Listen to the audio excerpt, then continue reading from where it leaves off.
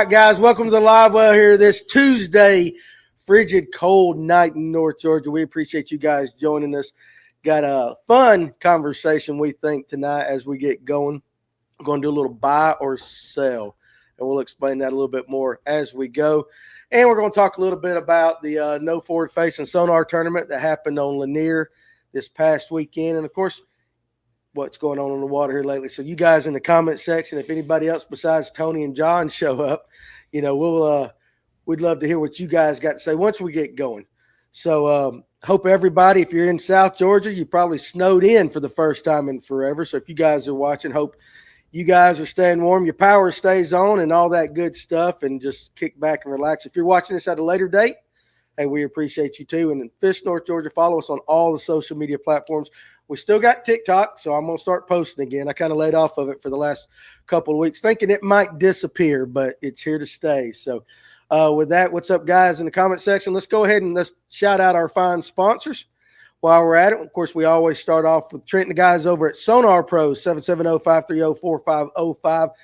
The best in the business for sonar installation here in North Georgia. And, hey, the pros, his shop is loaded up with pros boats right now, getting ready for the upcoming season. But if the pros take it there, you can too. So also, while I've got him up, pull him off for just a second. I want to go ahead and mention their winter seminar, Sonar Pros Winter Seminar, presented by Smith Belt Construction Group. Guys, this is February 2nd. We've been talking about it for a couple weeks now. He's got a list of speakers: Patrick Walters, Drew Cook, Drew Benton, Austin Felix, Buddy Gross, and Trent himself. They're all going to be doing little 30-minute seminars. And if you're a high school or college angler, this is absolutely free. It's at Forsyth County whether they call it Central now, Forsyth Central High School, February 2nd from 12 to 5. They're going to be doing a lot of great giveaways. If you follow Trent and Sonar Pros on Facebook, they're going to be listing a lot of great stuff. But it's a good chance for the high school and college anglers to be able to listen to some pros talk as they are setting themselves up for future endeavors as well. If you want to go and you're not in college or high school, it's $20 a person. It's maxed out at 375 people. So go ahead, go to sonarpros.com, click on their winter seminar link, and get signed up today so you can guarantee yourself a spot. So that's our Sonar Pros. We appreciate those guys, and that's going to the next one right there. Kevin Underwood, Lip Sticker Fishing, 678-459-8419. Kevin at lipstickerfishing.com. Guys, one of the best guides on Lanier, especially for putting you on big spotted bass. And now he's got his Patreon going, patreon.com/lipstickerfishing, where once a week, I believe, is it once a week, Alex? Yeah, because you remember once a week he goes live on Lake Lanier and basically a real life teaching. How long does it last? Just out of curiosity. It just depends. So sometimes you'll go live with him, like on the water while he's fishing. Yeah. And but sometimes he has people on the boat that don't want the camera on, right? So he'll do the live report at the end of the week at the house. Okay, I got you. So there you go. So check it out, though. That's a good thing, and you're learning a lot from it, right? Oh, yeah. He doesn't hold nothing back. There you go. So appreciate Lip Sticker Fishing. And, of course, right here in front of me, the best rod sleeve on the market, Evolve Fishing. These rod sleeves are absolutely fantastic. Got all the safety features. They float, and, of course, your hooks don't get tangled up like these messy, I don't even know what you call those cheap rod sleeves are, whatever they're made. Chinese finger traps like that. So got them here at Fish North Georgia, or go to evolvefishing.com. And again, with all the expensive lures that we got, if you get hung up, you definitely want to have you a money saver lure retriever on your boat. It's the best plug knocker out there. Guys, the more people get these things in their hands, the more I'm selling them. So we got them here at Fish North Georgia. You can get them online as well. The Money Saver Lure Retriever. And then our friend over on Lake Allatoona, the legend himself, Mr. Bill Payne, 706-280-2305. Lake Allatoona, he's the man. Also does seasonal smallmouth trips. He will do other lakes upon request, but you just got to check with Bill first. And if you want to get your sonar dialed in, he does sonar trips as well. So we appreciate the legend over there. Again, I always say he probably forgot more today than I've learned in my entire life. So Bill Payne Guide Service, 706-280-2305.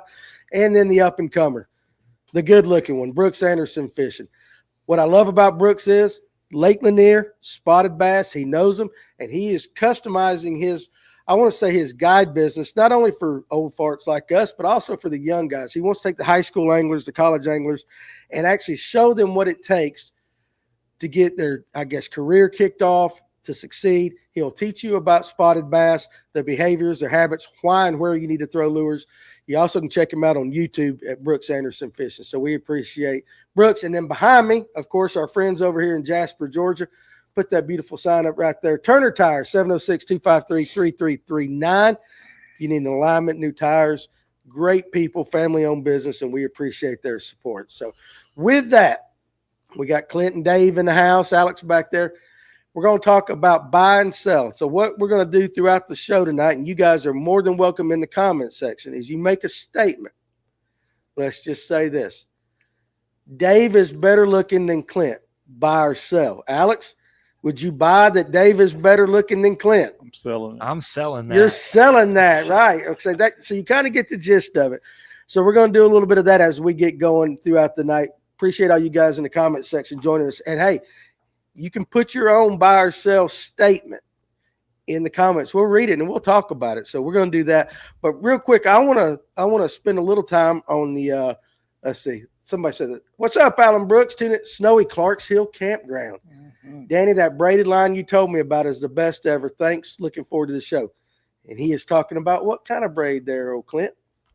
Cast braid. Yes, that X12. I told him that's the stuff. So it's slick. We've slicker than I still am not getting a check from Cast yet. So, you guys watching at Cast, I'm selling you stuff as best I can to people, getting that name out there. So appreciate you joining us, Alan. And, Hugh Jazz, there you are. I like that. He's there again. Oh, boy. We actually, didn't we mention him like that name before coming up? Yeah, I like it. You guys aren't going to get me tonight. So anyway, no forward-facing sonar tournament. Scott Barnes Stewart. Cameraman Cletus is hooking me up with the smallmouth juice. Yeah, I'm trying. What are you doing? I just telling them where to go on a certain little place. Okay. Good. I got you. Good for you. You got to help out your fellow man. You got to. That's what this show is all about. Oh, yeah. So 38 boats, if I'm not mistaken. Yep. Showed up Saturday. No forward facing, just like Allen's TAA, just on a much smaller level. And the results were not quite what some of us expected. We expected the weights to be down a little bit, but I think what a lot of people don't really understand, it was what won it? 21 pounds. So we still had that 20-pound bag. Yep. But you had a lot of 16s, 15s, yep. Which I'm going to tell you right now, for anybody that was on Lake Lanier this past weekend, especially without forward-facing sonar, I see you there, Hughes. You ain't getting me. So that was an absolute, I think, good bag, because a lot of people, and I mean a lot of people, were struggling on Lanier this past weekend. An electric tournament went out of Mary Alice, and the team that won it the last 2 years with 20-plus bags, they didn't get a limit. And they know that area of the lake. And a lot of guys was absolutely struggling. So I know via social media, you had your naysayers saying, look, hey, they didn't have their forward facing. Look at the weights were down. Yes, but I think you got to take a lot of that into consideration, the weather and the bite, because Clint, you fished it. Yeah. Lake Lanier. Yeah. not enough. But, not enough. But as Jake said, the bite was cheeks. It was rough. And for you guys that don't know, that means ass. Yeah. Let's just be honest. It was rough. It was rough. And it seemed like it set up so good. It's like it rained that morning and then it was overcast all day. It just seemed like they're going to be chewing all day. And everybody I talked to, the bites were few and far between. I mean, I ran and ran. I was running and gunning harder than I've ever done on Lake Lanier. Yeah. And I mean, I got in bad rotation right off the bat. There's a boat on the first 3 spots I wanted to stop at. That's fine. Like it is what it is. There's another tournament going out of Vans. And, but the thing was, it was like, I was just like, all right, I've got to land on them on the next point. And I was keeping it simple with the baits. I was a super light line and just did not put anything together. And a lot of guys, I've got a bunch of buddies that are fishing in tournament this coming weekend that came down to pre-practice, and they're fishing with scope. And there's a bunch of guys that didn't catch a fish all day with scope. So it was a tough bite. So those guys that caught them in that tournament, hats off to you, because I sure didn't. Yeah. And that's the thing is, anytime somebody does something a little bit different, and you have people on both sides of the argument, those that are for it, those that are against it. And I personally, I have no problem with it. And I think we showed a couple months ago with a poll that most people don't, as opposed to what some on social media would like to say and would like you to think. But, there were a couple here and there that, made comments about, well, this just goes to show you, or these people didn't show up, the Emils and all. Those guys were actually at Jimbo's, Brooks and Emil and some of the others. They were doing seminars, and then, some others were fishing the opens. There were some big tournaments going on around there. I think for somebody that actually pays attention to what's going on Lake Lanier and any of these lakes here in North Georgia, and hell, maybe for the Southeast, for that matter, it was a tough last couple of weeks since we've had this sustained cold. Yep. If you found them, you're in the minority if you actually got them to cooperate. Yep. You might see them. Mm-hmm. What do y'all think the ticket is for Clark's Hill this week? Punt? I don't know. It's going to be cold. It's snowing on them right now. Mm-hmm. So, it's going to be cold. It's going to be one of those few and far between bites, but when you do get bit, they'll probably catch some big ones. I feel like the weight's not going to be low by any means, but I feel like the bites, the leaderboard's going to say one thing and look like they caught them, but I feel like in reality, these guys are struggling to get those 5 fish in the boat. Yeah, there was actually the guy that won the electric tournament out of Baldrige, if I'm not mistaken. He had 20 plus pounds, 9 bites all day. So he just found the right fish to cooperate. But as far as just what we have come to know as Lake Lanier, just go out there and hammer it. Even for the guys that are really, really, really good right now, it is a little bit of a struggle. Now, of course, Dave is, he keeps up with Gunnersville and that area over there towards Alabama a little bit. I want to say hey to Hermetic Gravity. He's in Kentucky. Appreciate you joining us, man. Love it when guys out of the state of Georgia jump on. Have you heard anything similar like that on Gunnersville, or is it still hot over there? Gunnersville's been good. it's still going on. Now, they're not catching the 30-pound bags that we saw around end of November, 1st of December. That has slacked off a little bit. A lot of the ones that they were talking about, they felt like it was a weather thing on Saturday. When they fished that ABA, if they'd have had more sun, got those fish kind of, coming off the bottom where they can see them a little bit better, they thought it would be better. It was slick calm. I actually went out in the kayak again for a little while. Hardly any wind at all. So no wind, low. It stayed cloudy up there. You couldn't even see the top of the mountains all day. It was dark for sure. And they said that really, really affected that bite. So, right. Andy Anderson, Scooter Ligon, young gun, got second Saturday. Yeah, he's fishing with a pretty good guy too, though. He had Millsaps as a partner too. Yeah. Jesse can fish that stuff, but he is legit. He can catch them. Yeah, he can. So on the water with the Rod and Jesus, largemouth were cooperating. I didn't say that right at all. I never do. Very nice last Saturday, 7-10-foot red crankbait on Kiwi. That's cool. And Hugh, you're not going to get me tonight. You keep trying right there, so not going to do that. These Georgia guys are straight roofing hammers. Well, I tell you what. So that's the thing is, though, I wanted people that actually paid attention to the weights and saw, okay, well, where are all the 20-pound bags? Where are all this that normally, like, I don't even know if they used forward facing. Would they have had those? The weights wouldn't be that much different. Like, it would maybe take 21, 22, 23 with scope. But like, I don't think you would see a big drop off like you did. When you have like a third of the field actually weighing in, having something worth weighing in, like that shows that it was tough. Like it was tough. And I feel like if it was a regular tournament with scope or no restrictions, like I feel like it still would be lower weights. You might have seen another bag or two over 20, but like not like normal. It fell off pretty quickly. Yeah. And what was weird is, we've been hearing shallow bite, shallow bite, shallow bite, shallow bite. And then all of a sudden, nothing. Yep. It's just like all of a sudden, just boom. So and there's guys that still caught them shallow, but it was like weird times of day. Like a lot of guys that I talked to Damien, and I think he ended up in 5th or 6th, I want to say, and they had 17 and some change. And he was like, dude, like we didn't get our first bite till 11. And then he was like, it was random, caught 2 at 1 o'clock. And he was like, it was so spread out. But I mean, they had a good bag. But I mean, he said the bites were so few and far between and at weird times of the day that you're normally like, oh, if I don't have 20 pounds by 9 o'clock, then it's going to be tough. And I don't think that bite was really that morning bite like we all expect it to be this time of year. Yeah, and so you pretty much think the weather is what's causing all that, just a sustained It was cold? just a funky weather week. I mean, everything leading up to that, it was like got real cold. We had some weird weather moving around. Like I think it was just a lot going on.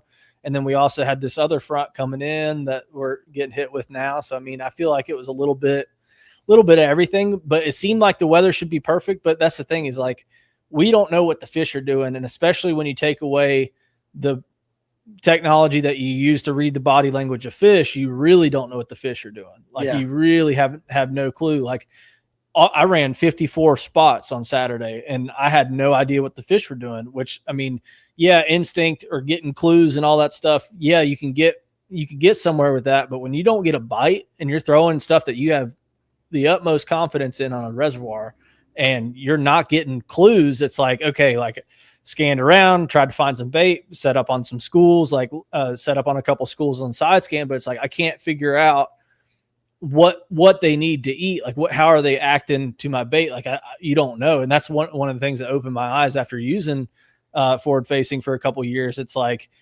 you are so much more efficient with it because you're reading body language and making those adjustments that much faster because you're getting feedback. You're getting live feedback. And so that's why I feel like a lot of people are like, oh, it's cheating. It's because, it does make it easier. Yeah, it does make it easier when you can read clues of fish and like your notebook's a lot thicker with being able to study the fish in real time. Right.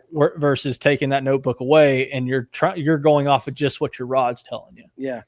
So, Tony Watkins, good evening. Who ordered this nasty cold weather? I mean, hell, it's snowing in South Georgia, and we were looking at pictures. North Florida's getting snow. We pulled up something on whatever beach it was. No, the beach was white. Yeah. And up here, we didn't get anything. So it is definitely a different kind of weather pattern, but good for the kids in South Georgia.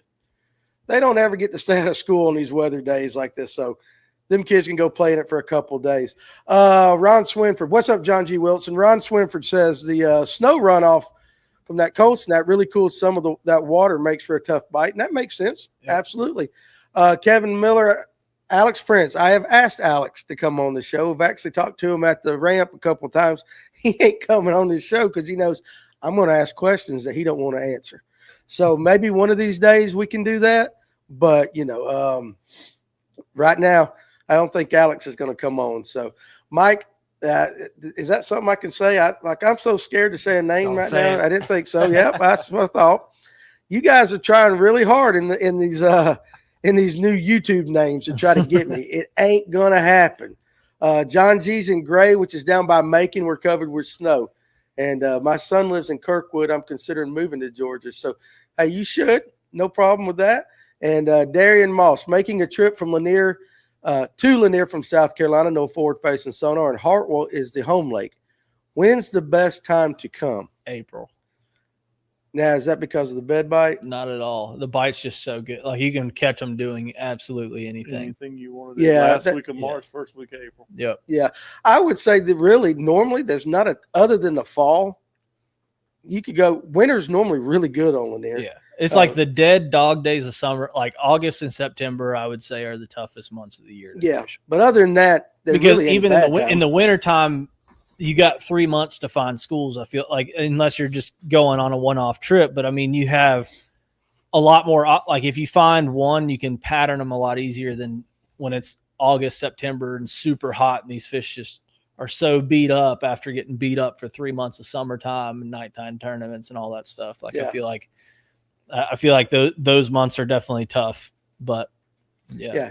That just shows the quality of the lake, though. It is. A lot of lakes are like, oh, you should come here in April or May and then don't bother any other time of year. Yeah. No, 100%. Fred Ashcraft, he lives down on the coast near Savannah, somewhere down in there. But he says it's snowing, right now. That's just crazy that they're getting snow and we're not. But anyway, hey, listen to that. When they come up, if you see one of them comments that I don't need to read because you know how I am, you make sure I don't because I get to flying. But anyway, I still think, and to kind of end up on that subject, that Scott ran a great tournament, and as he normally does. And those guys that did go out there and fish, kudos to you guys for getting out there and doing it.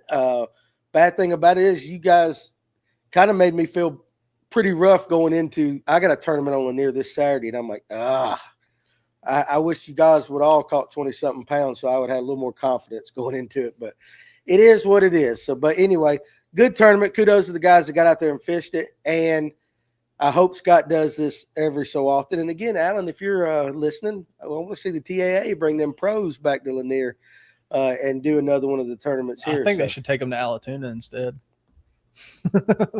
Well, listen, maybe. Hey, listen, though, if they do it at the right time of year, big largemouth come into play. Hey, there's some giant spots in there, too. Damien caught a dang 5-pounder a week ago. Really? Yeah, they're getting there. Them bluebacks are taking it. So, Guy B, Brooks, Emil, and Trent did a great job Saturday with their seminars. That was Jimbo had his seminar, or it's not his seminar, but his, what the hell you call it, Expo.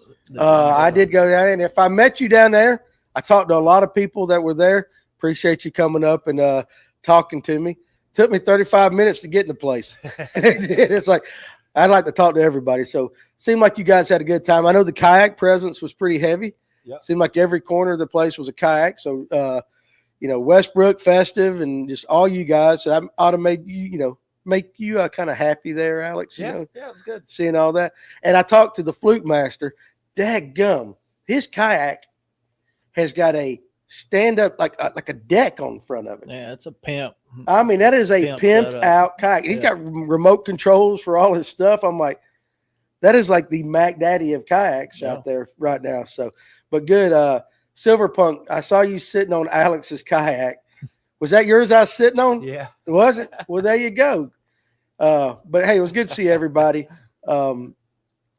And I'm reading some of the comments. And shout out to the guys that did the seminars too, because we don't understand from an angler's perspective. It's like, oh yeah, just show up and talk about fishing, which is like what we all do. We all talk about fishing, but to be able to prepare a seminar and present it to a group, like things like that, taking the time out of their day, their busy schedules, like that's pretty cool to have guys like that to show up at events. Which is why you need to go to Sonar Pros Winter Seminar, because you got. When you say guys, now you got Drew Cook, Patrick Walters, Benton, all them coming back, coming down, and they're taking their time to teach you something. And that is true, because I've heard guys come out of seminars where it was not that good.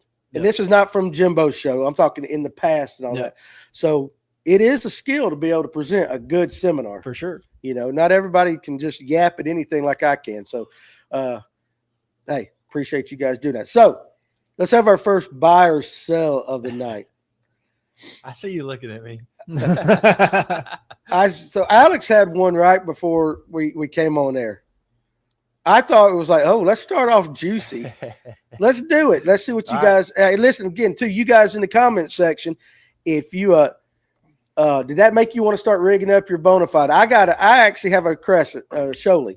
The one behind me is Festive Waters that we're trying to help them guys sell for that. So, but if you guys want to rig up my thing and pay for it, yeah, absolutely. You guys can rig it up like Fluke Masters. But anyway, on this buy or sell, Alex kind of threw this. We were talking about possible questions to ask you guys. If in the comment section you have one, again, we want you to put it in there and we'll buy or sell it. We'll see it. So I'm going to throw you out in front right now, Alex. Bus. All right. Go ahead and give me your buy or sell for tonight. All right. Buy or sell. Emil finishes higher than Paul in AOY standings. So for those of you that don't know, Emil Wagner and Paul Marks Jr. are a couple local hammers here on North Georgia that both have made the Bassmaster Elites this year. And so you're saying Emil will finish higher. Emil will finish higher in the Angler of the Year standings. Yes. Okay, Clint, I'm going to let you answer that first. I'm going to buy it. Because I think they're both really good, but I feel like this schedule is definitely going to be interesting. Whereas I feel like Emil, I've been in the boat with Emil. I haven't been in the boat with Paul, and Emil just like makes decisions on a dime so quick. And I'm just going to go with Emil on that one. All right, Dave. I got to be Switzerland. I have to be neutral. Yeah. But we got some buys so far in the comment section. Yeah, I'm gonna buy that too. You gonna buy it too? Yeah, I think what they did last year, I don't know. I feel like Emil will maybe have a better overall year than Paul does. Okay. Do the Lakes?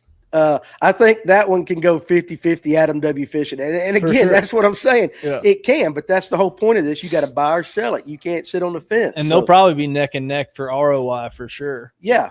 I mean, they can. I'm going to buy it, but just for a different reason, because Emil's been on the show like 4 or 5 times, and I can't get Paul's ass up here.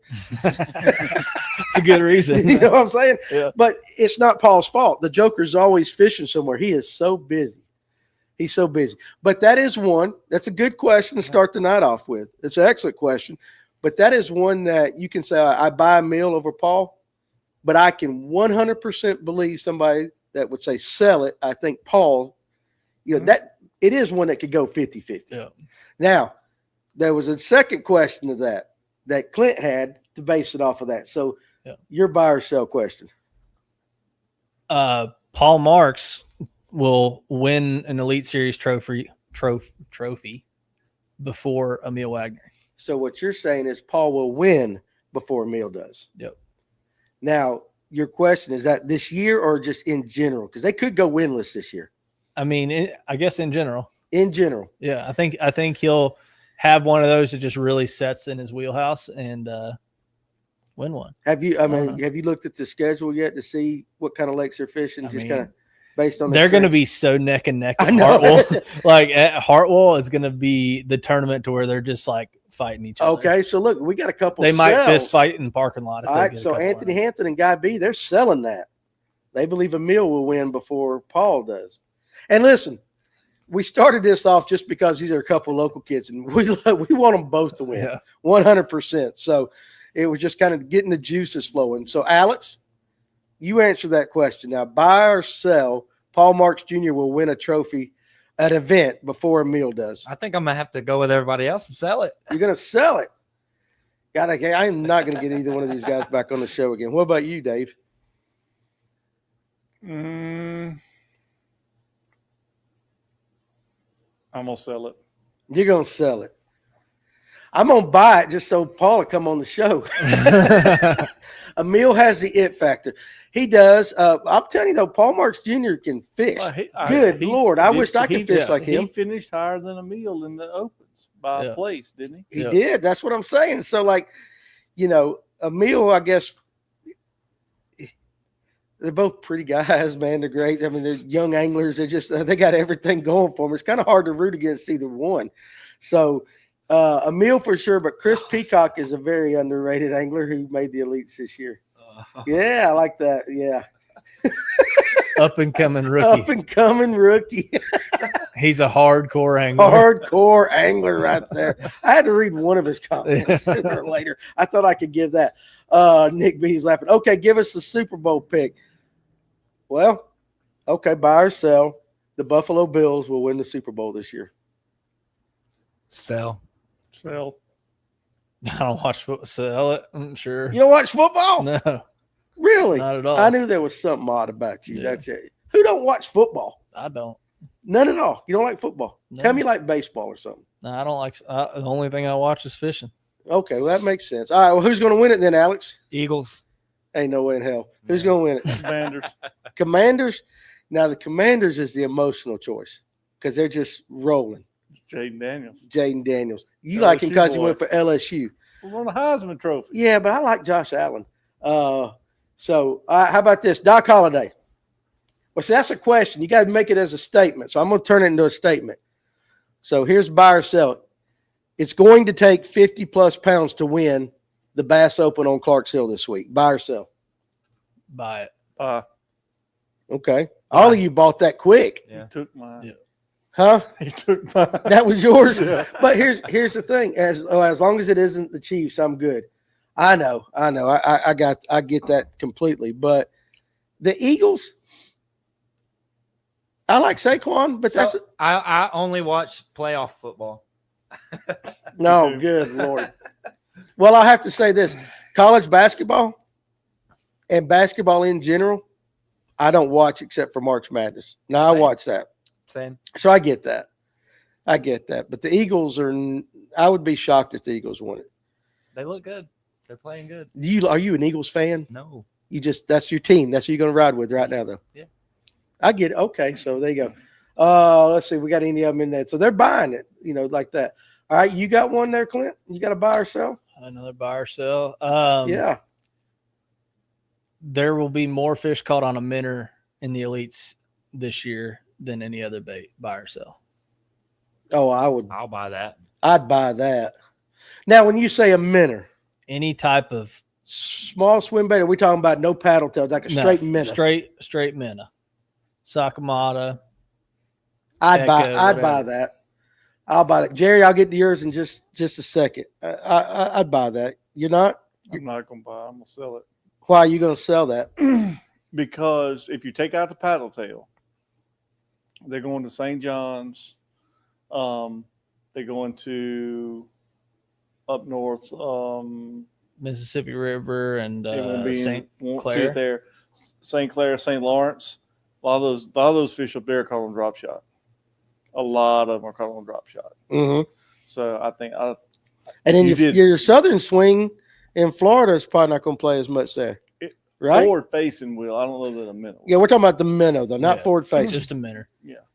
Okay, you're going to sell that, and I'm going to sell it based upon what Dave said, because that right there sounded like pretty good advice for me on that. Jerry has one. A BP, pull it right up there at the top. Yeah, a BPT angler will win a tournament in one period while using forward-facing sonar. Dave. So what he's saying is that one period will win the entire that day or whatever. He's thinking. I want to sell it, but Conroe's the one. Because there's not that many in Conroe, but the ones they got are giants. And if you take a period and catch 4 or 5 of those, it may move you on through because it's going to be brutal cold and muddy, just like it was the last time. And this next week, right? Yeah, it's next week. I'm gonna sell. I don't think they can. I don't think they can hold out. I don't. All right. What about you, Clip? I'll buy it. You'll buy it. Derek bought it. Yep. So okay, Alex, you got an opinion on that? I'll buy it. You buy it? Yeah. Okay. How about this? Let's see. Fred Ashcraft. First of all, redo your You put it as a question form. No, this is not Jeopardy. You got to put it as a statement. We're not playing Jeopardy tonight, so turn yours back into a statement where I can read it off. So, and Kevin Miller, dude, you ain't gonna get me no more than that. I read a couple for you, but that's it, dog. So you ain't getting no more like that. All right, how about this? Buy or sell, and I put this out on the Fish North Georgia group page, so I'll use this one.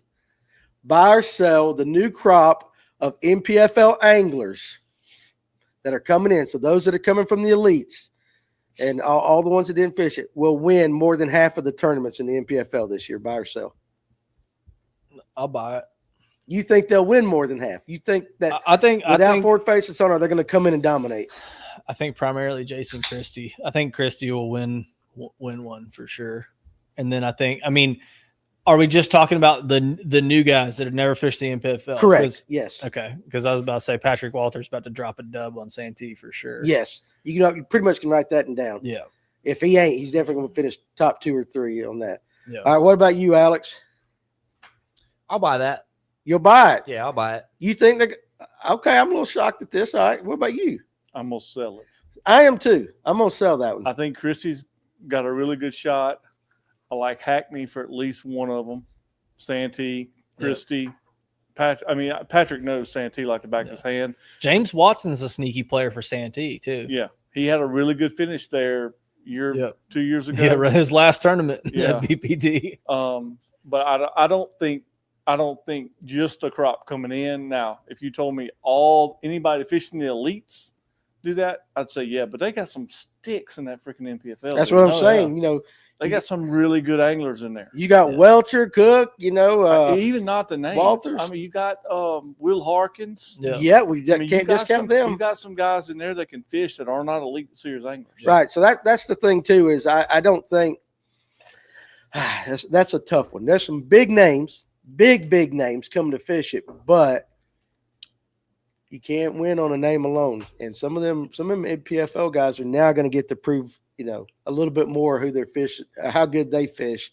Yeah. So how many events did they have? 6. 6 events.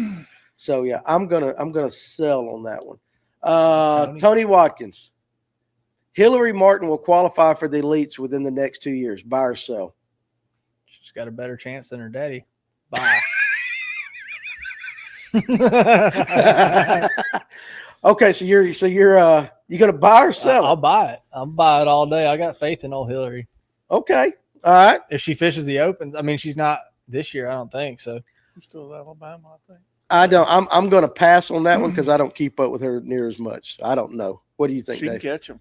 She can catch them. She can flat catch them. I'm going to assume this is Scott's daughter. Yeah. Okay. All right. I'd have to buy that. You're going to buy it. I think within a couple of years, you'll be there. Yeah. She's that good. She's Yeah, that good. she's good. I'm going to start following her. Alex, what about you? Buy or sell that? I mean, if they say so, I'll agree with them. Yeah, I'm not familiar enough with that one. Let's see. Okay, Fred Ashcraft. Right there, you had it. Okay. And again, guys, hey, listen, as always, we probably get behind on the comment section, so we will get to your statement when we get down there. But a lot of you guys are going to be putting buy, sell, and we're up here, so we might miss what you guys are saying. Fred Ashcraft, do you think a jig will win more tournaments on the NPFL this season? Now that buy or sell, I'll buy it. You need to say it this way. A jig. A jig is going to win more tournaments on the NPFL this year. Buy or sell? Buy it. You're going to buy it. You I'll think buy a jig's going to play? Just the amount you can throw so many different jigs, and the way that these guys will be fishing without forward-facing sonar and all that stuff. I feel like it's such a good big fish bait. It's a good limit filler. Like, you can do so much with the jig in general. I think it's one of the most versatile baits. So I'm buying it. Okay. What about you, Dave? I'm going to buy it because Tyler Williams is fishing it. Yep. Fair enough. That's what that kid throws. And then you got Hackney and Christie up there shallow. Yeah. And Welcher. Yeah. Beating him in the head. It's almost. It's going to play. I don't know that. That's what I was going to say. I don't know that somebody will weigh 15 fish on a jig and win, other than probably Tyler Williams or Hackney. But They'll it have will the be key a bites for big sure. player. Yeah. And that's kind of strange. What do you think, Alex? I'll buy it. You're going to buy it? Yeah, I think a jig is the most consistent way to catch big fish. So Okay, that makes sense. But that is a tough one because over the course of a 3 or 4, tournament like that, it is tough because they use multiple different baits. Right. So I think kind of like what you said, it will maybe play more. Makes you kind of wonder if it didn't play a lot still. It's just not getting the love. Well, Tyler Williams has been throwing it for a whole year, Mm-hmm. doing what everybody did before forward-facing sonar. I mean, it's crazy stupid. You go up there and you find a brush pile and you hit that little blue dot and go boop, boop, and you mark it. And you back around and you put your indicator arrow on there and you hit that screen, and that Morantz tells me it's 84 feet right there. Yeah. They're going to still hit that brush pile with first throw. Mm-hmm. And they got to soak it to make sure that, they don't know when the fish swims down there and actually gets it. But, I mean, you can still fish the same way we fish with forward facing. You just can't see what the fish is doing. Listen, I know you were scrolling down, but apparently Scott Martin's daughter is pretty. I guess so. I just saw somebody said she's so hot. I just saw that in the comments. I'm not going to check it out. I am happily married. We are 50 years old. She's well, a that's pretty girl. Yes, that's all I'm going to say. That's the adult way to say it. She's a pretty girl. The adult way to say this, Amanda, I'm not looking at all. Yeah. That's the right way to She say could it. be our daughter. I know it, man. That's what's really tough because I got 2 daughters. It's a weird feeling, isn't it? It's an awful feeling. I know my wife's not. It's just It weird. is an awful You walk feeling. by and go, ooh, oh, I know. she's young. I know. I know. Makes you feel like a dirty old man, don't I it? feel like I'm still 25, but I'm not. Well, my brain is still stuck on 17, Yeah. as True. some of my comments will tell you. Ron's got a good one. Well, hold on a second, real quick. We're going to do those, but let's go ahead and let's shout out Fishers of Hope real quick. while we have a chance, so we get to the next one. So, guys, you hear me talk about it every week. Fishers of Hope, their mission is to glorify God, which is why we shouldn't be talking about this, what we were talking about just then. Right. We're going to get in trouble. We got to pray at church on Sunday. Be servants of his word and bring those in need to peace and hope that only he can bring. Now, guys, this is a ministry that hosts fishing tournaments to help out people in need, and they can always use more people helping them out, getting involved. You need to contact them at fishersofhopeministry@gmail.com. And again, also too, every once in a while, if you know somebody in need, at least reach out. It might be a situation where they can help you, but we appreciate what they do. And again, anytime that we can help out somebody like them, get their word out that are helping people, let's do it. So we appreciate Fishers of Hope and what they do. So I saw Ron's. We're going to get to this one first too, real quick.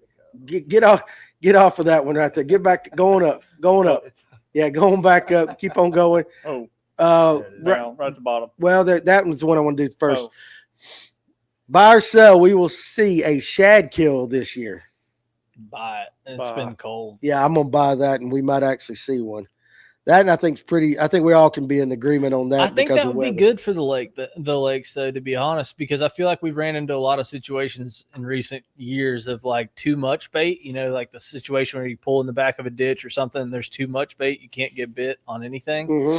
I feel like the populations have been growing up. And when you think about tournament pressure and all that stuff, I mean, a lot of these fish are getting moved all over the place. So I don't think the bait is getting as cold out as they could be. So I think it could be good for the fishery, honestly. It could be. I mean, we're already seeing it on Gunnersville. You're seeing a shad kill on Gunnersville? Yeah. I mean, I have not heard anybody talking about it on Lanier yet, but I know a lot of people wish we'd have one. Yeah. All right, let's pull up this one. So here's a juicy one. I got to rephrase it. Again, we ain't playing Jeopardy, Ron. Gerald Swindle will get a win this year, buy or sell.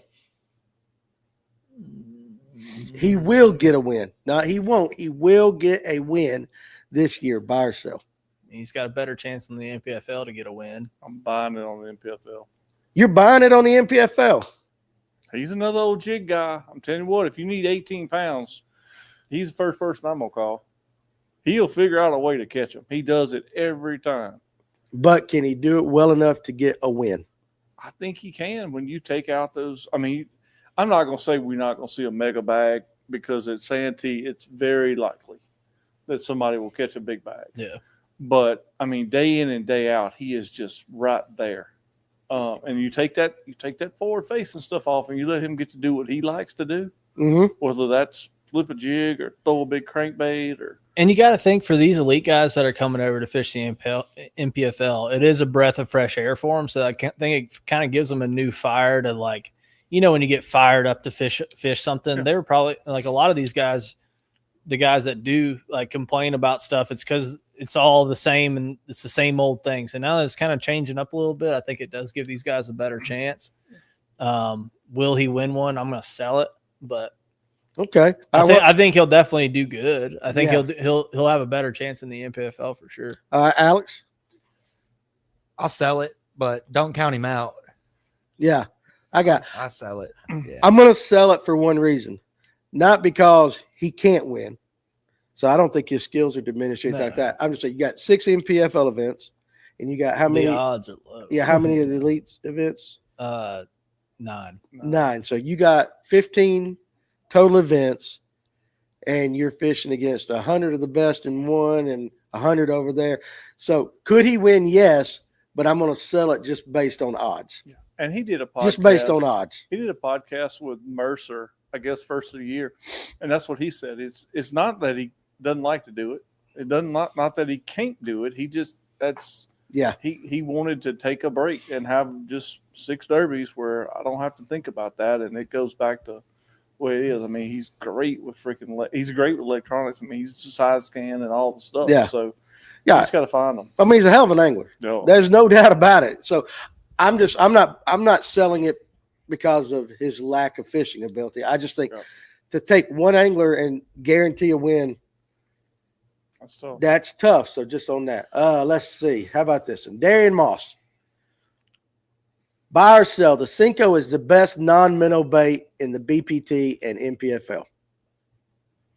I'm going to sell that just because there's so many different. I just don't know that a Cinco is the best non-minnow bait, given the lakes they fish. It could be, but I'm gonna sell it based on odds again, kind of thing. I don't know. What do you think? I'll buy the shit out of that. You gonna buy it? Hell yeah. A Cinco?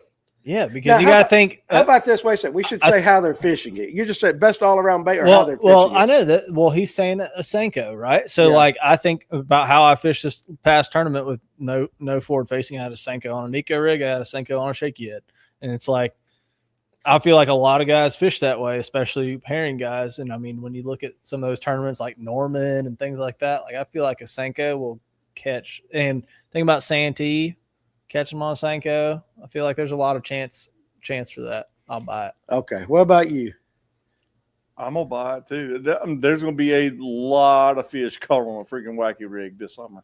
Y'all get ready. Yeah. So that's what most of those guys throw. They don't throw the rig I throw. See, that's the thing. That's what got me. If you said on a wacky rig, I would say yes. But That's just what Cinco in general, you're right. You're right about that. What about you? I can't change it because I already said sell it. But what about you, Alex? I'll buy it. Yeah. I'll buy that for sure. Okay. All day. Okay. So there you go. Eddie. Well, a lot of guys. Okay, go back up a little bit though. I'm looking in the comment section about, and I think we're talking about Swindle here. Yeah. Sell. He's sneaky good on some of these lakes. Can't read old Mike's comments right there, because I don't trust anything he's putting out there tonight. Going back down to where we were at. So, Eddie Croth, buy or sell? We will see a first-time Classic winner this year at the Bassmaster Classic. That's a good question. First time at the Bassmaster Classic. Hell, it could be Dylan Akins. He gets to fish it this year. You never know. I'll buy that. Okay, so just out of curiosity, I think it's going to be a Trey McKinney. It's going to be one of them young guns. Trey McKinney, Milliken, Tyler Williams. Yeah. Because that's going to be another one of those. It's in March. Big pre-spawns. Is it Ray Roberts? Ray Roberts, yeah. Ray Roberts. So I think that's another one of those lakes that doesn't have a ton of fish in it, but it's got some really big ones. Yeah. You can find them floating.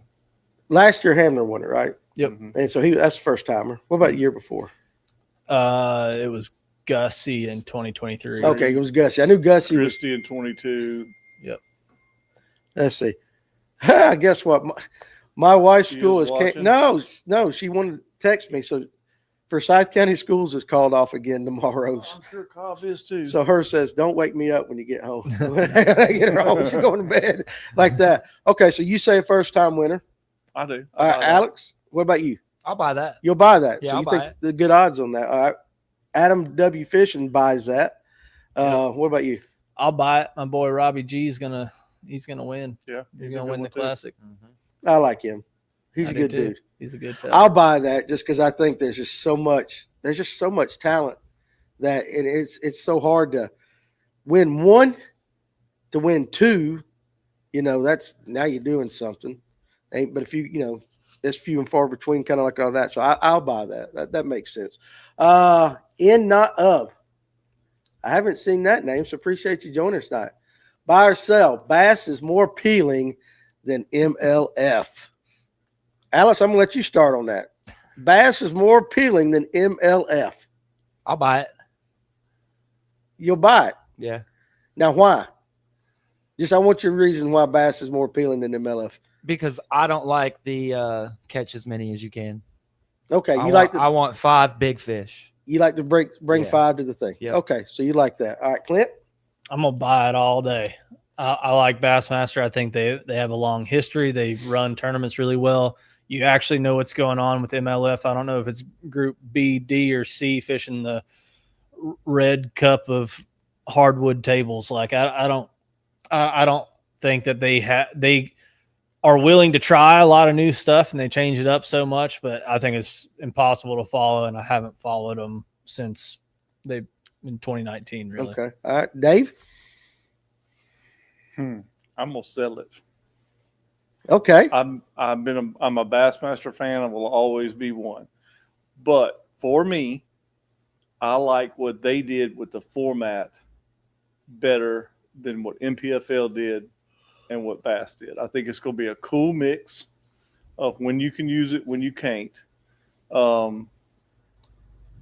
I just think that's going to be real intriguing because you're going to get somebody who's going to roll and they're going to wax them on scope and then they got to shut it off and they got to go do something else. I think it's going to be an interesting blend to watch those guys because I'm going to tell you, Jacob Wheeler was beating the pants off everybody before live scope came out. Right. But see what some of those guys do now, especially on the lakes. And this is something a lot of people don't talk about. Everybody, say they come to Lake Lanier and they have it for a period and they have to cut it off. Well, guess what? Everybody else on Lake Lanier is chasing around with scope. So those fish they're conditioned to that. So, I mean, just take the forward-facing sonar. We didn't have that many bags over 20 pounds without it. Right. What does that look like? I think it's going to be an interesting wrinkle. Like I said, my only gripe with it of any gripe, if there is a gripe, is that it's 3 periods and not 2. And I think it's going to be harder for the casual viewer to know that versus half the day you get it, half the day you don't. Okay, I get that. I'm going to buy it, and that's as much on history, and it's just something about, I don't know. And I've got to pay more attention to MLF this year, like I told you. So I need to start doing that. So I follow bass. It's just I like the 5 fish weigh in. I like bringing them there. The Classic, I don't think it gets any bigger than that when you bring it in front of a huge crowd. Oh, it doesn't. And, the NPFL's, your best 5 and all that.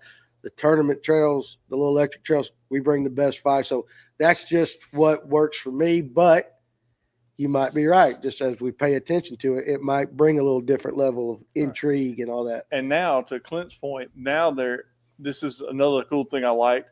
They're away from Group A, Group B. It is a 4-day tournament. Okay. 2 days, a cut to whatever for a knockout round, and then a cut to the championship. So it's more structured. That part's more structured like bass, which to your point is confusing because I'm like, all right, who the hell's fishing today? What group are they in? It was confusing to keep up with. And they didn't even have live coverage last year on the first 2 days. That made it way worse. Yeah. I don't know what they're doing with that, but it will make it, I think, easier for somebody to follow. Okay. Makes sense right there. I like this one. Guy B, buy or sell. Lake Lanier has a 9-pound spotted bass. I'm going to buy it. I just think there might be 1 or 2 lurking down there somewhere. I'll buy it. She broke me off last weekend. It was that one. You sure it wasn't a 10-pounder though? Don't sell yourself short. They got to get bigger if they broke you off. So what's the lake record? 8 something? Yeah, it's 8 and some change. 8 and some change is the lake record. You just have to believe that 9-pound mark. There's always 1 or 2 of them big girls somewhere. I don't think there's a bunch of them, but I would be hard pressed to sell that. I'll buy that. What about you, Dave? I'm going to sell it. You suck, man. Why are you selling it? Dude, there's too many really good fishermen out there for not to have one caught. When you got Emil and Brooks and Paul and Kevin and all those guys out there, somebody is going to stumble up on one. And we, a lot of times they group up the size, and if you're catching 6s, I mean, I don't. Okay, that's a good point. What about you, Clint? You fish a lot. I'm gonna buy it. I think there's some giants in there. So the record is 8 pounds and half an ounce caught in 1985.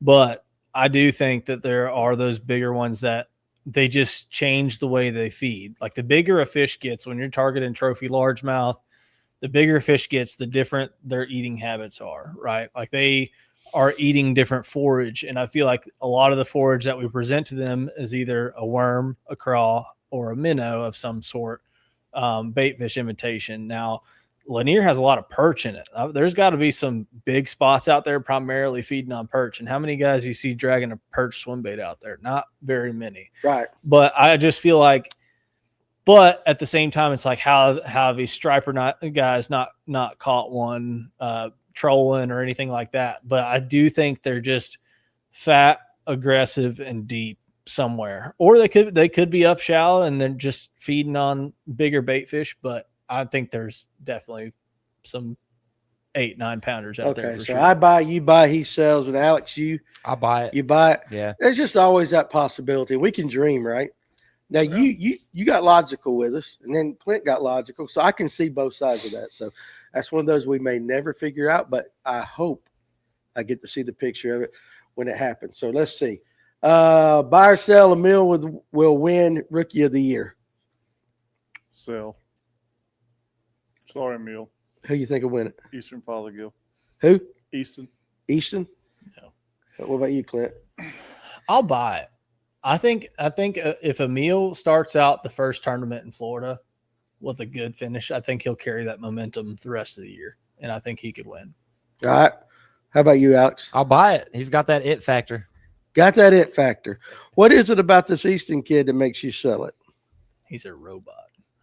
He's a robot. Yeah. He's a robot. He won 2 freaking opens, which is probably the hardest thing in fishing to do is win a damn open. In your first open season. In your first open season. He's just a fish catcher. I mean, and he stays, from what I understand, he stays in down south around Gunnersville when it's warm, and then he goes back up north. So he's in both places. So he's like he said, he's a robot. He's gonna put okay. So that and just the way he thinks about fishing, like the way he analyzes bass behavior is incredible. How much detail, how much homework he puts into things.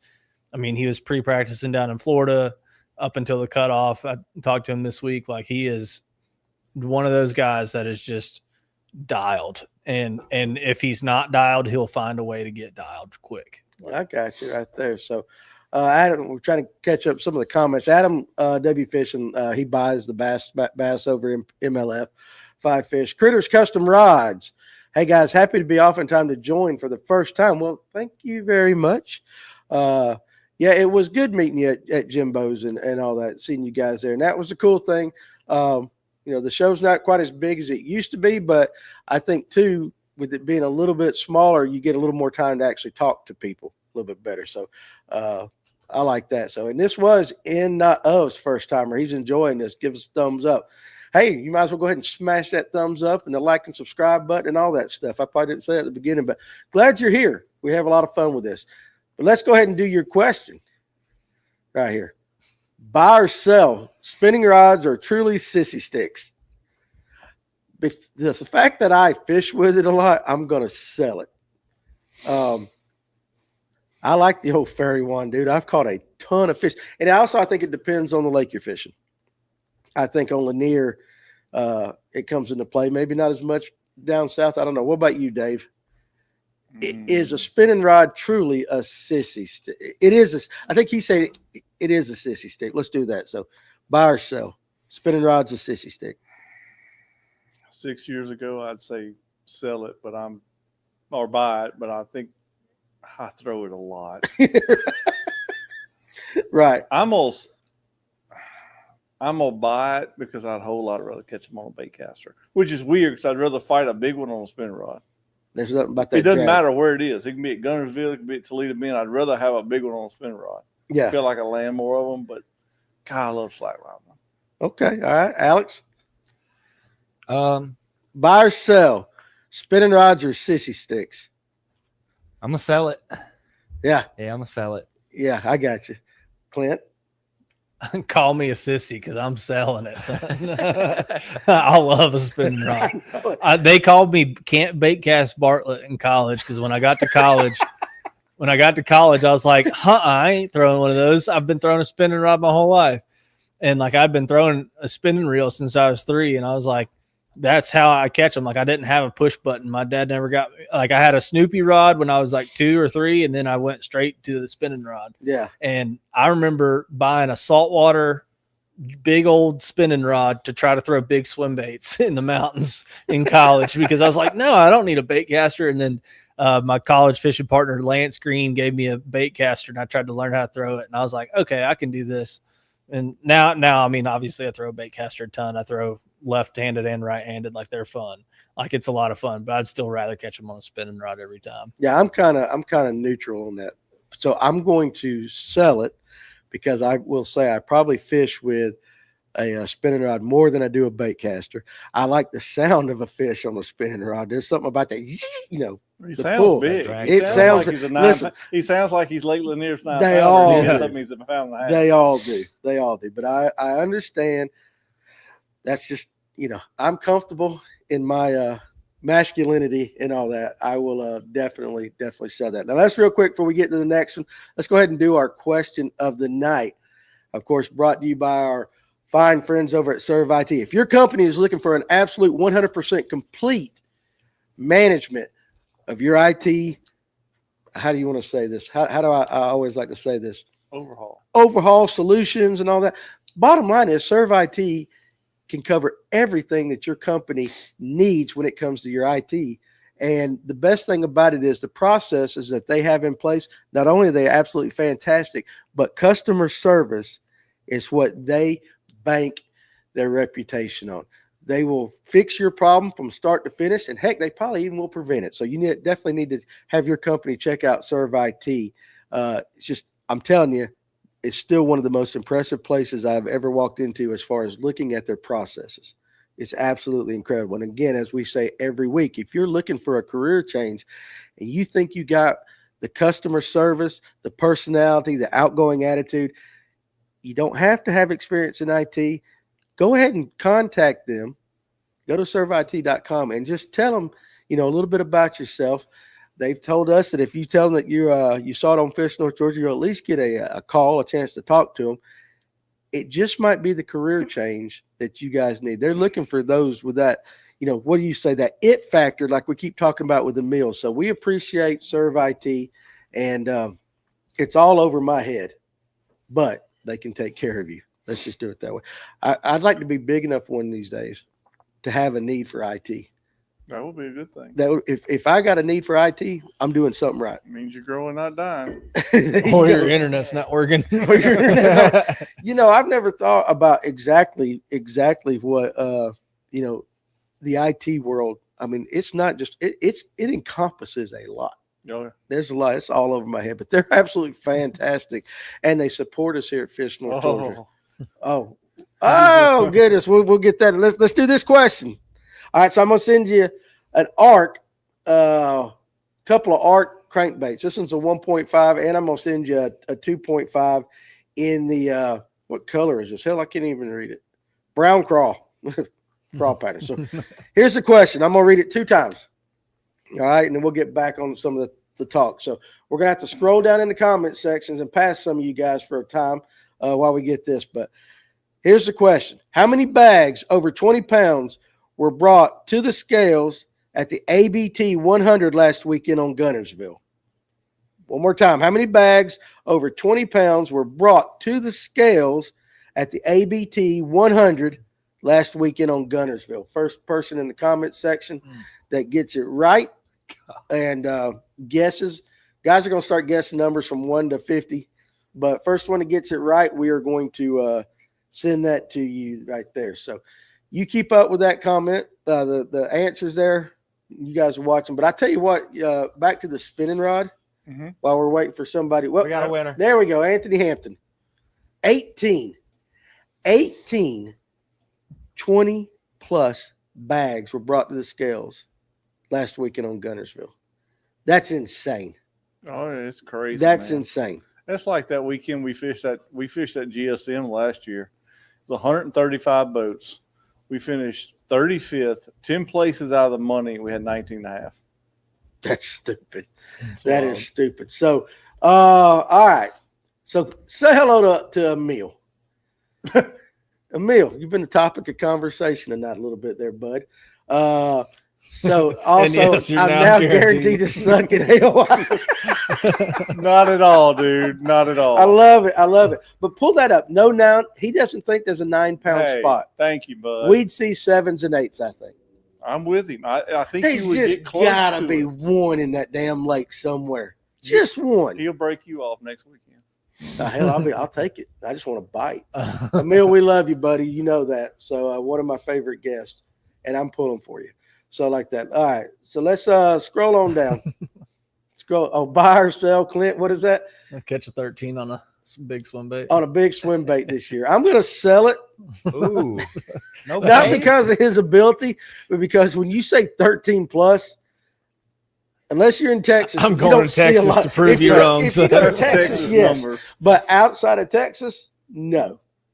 I think we all can agree that. I hope you do, though. Yeah, I hope so, That's too. something I'd love to eat crow on. I'll that buy day. it. Hey, Clint. does it say? Hang on, go back up. Does it say bass? No, it does not.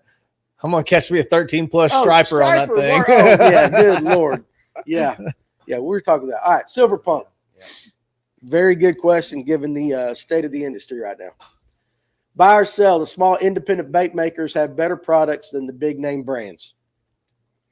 Woo. You know what I'm going to say. Go ahead there, because it's time for you to give your shameless plug. I'll buy that. You'll buy I'm that. buying that all day. And I know you got your company right there, but why do you think so? They care more, man. They put the QC in. If they got a bad plastic, they cut it up and remelt it, or the packaging. So, your flukes, you go to Zoom, none of them will swim right. These guys, they make sure they're all straight when they put them in the package and all that stuff so that you get a bag of good bait that you can fish with. Okay, Clint. I'll buy it all day. I feel like you get the bigger a company gets, the harder it is to have that quality control. So I would go, and they're anglers too. Like when it starts to get huge, and you have a lot of anglers at these bigger companies. Like I know one company that does it well is like Lou's Striking. Like they've been able to keep their stuff pretty consistent. They have a lot of guys there that fish, doing things like that. But I mean, I would rather buy from the small guy any day of the week. Okay, Dave. Dave puts a lot of thought into some of these answers. He's torn, it seems like. I'm going to sell it. Okay. All right. Why? I like a lot of them have gone to better packaging. Mm-hmm. Rapala has. Rapala. Tomato.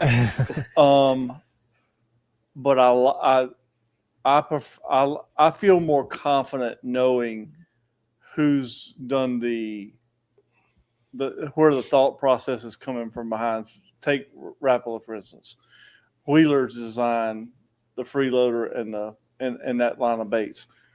Is there anybody else in the world that you would want to? I mean, he have a say so in the design and all. I mean, look what he's done. Mm-hmm. I mean, just him as an example. But like Hackney's jig, I mean, you can flip that jig all day. You're not straightening the hook out. It's designed for that. So that's where I come from. Is who's doing the design, who's doing the tweaks. Welsh's jig, it's all the same thing. I would rather buy that knowing full confidence that it's been put through the paces and they trust it. Okay, I get that.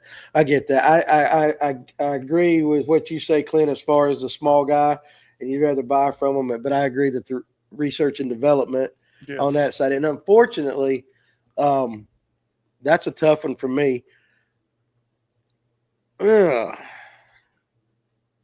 I would say I'm going to sell it only for this reason, that a lot of your independent small bait manufacturers are making something that was designed by a big one. Now, that's not saying there are not companies out there that do a superior product, but as a whole, if you're looking from 40,000 feet, what constitutes an independent bait manufacturer? Right. Technically, I'm an independent bait manufacturer because I tie True Grit jigs.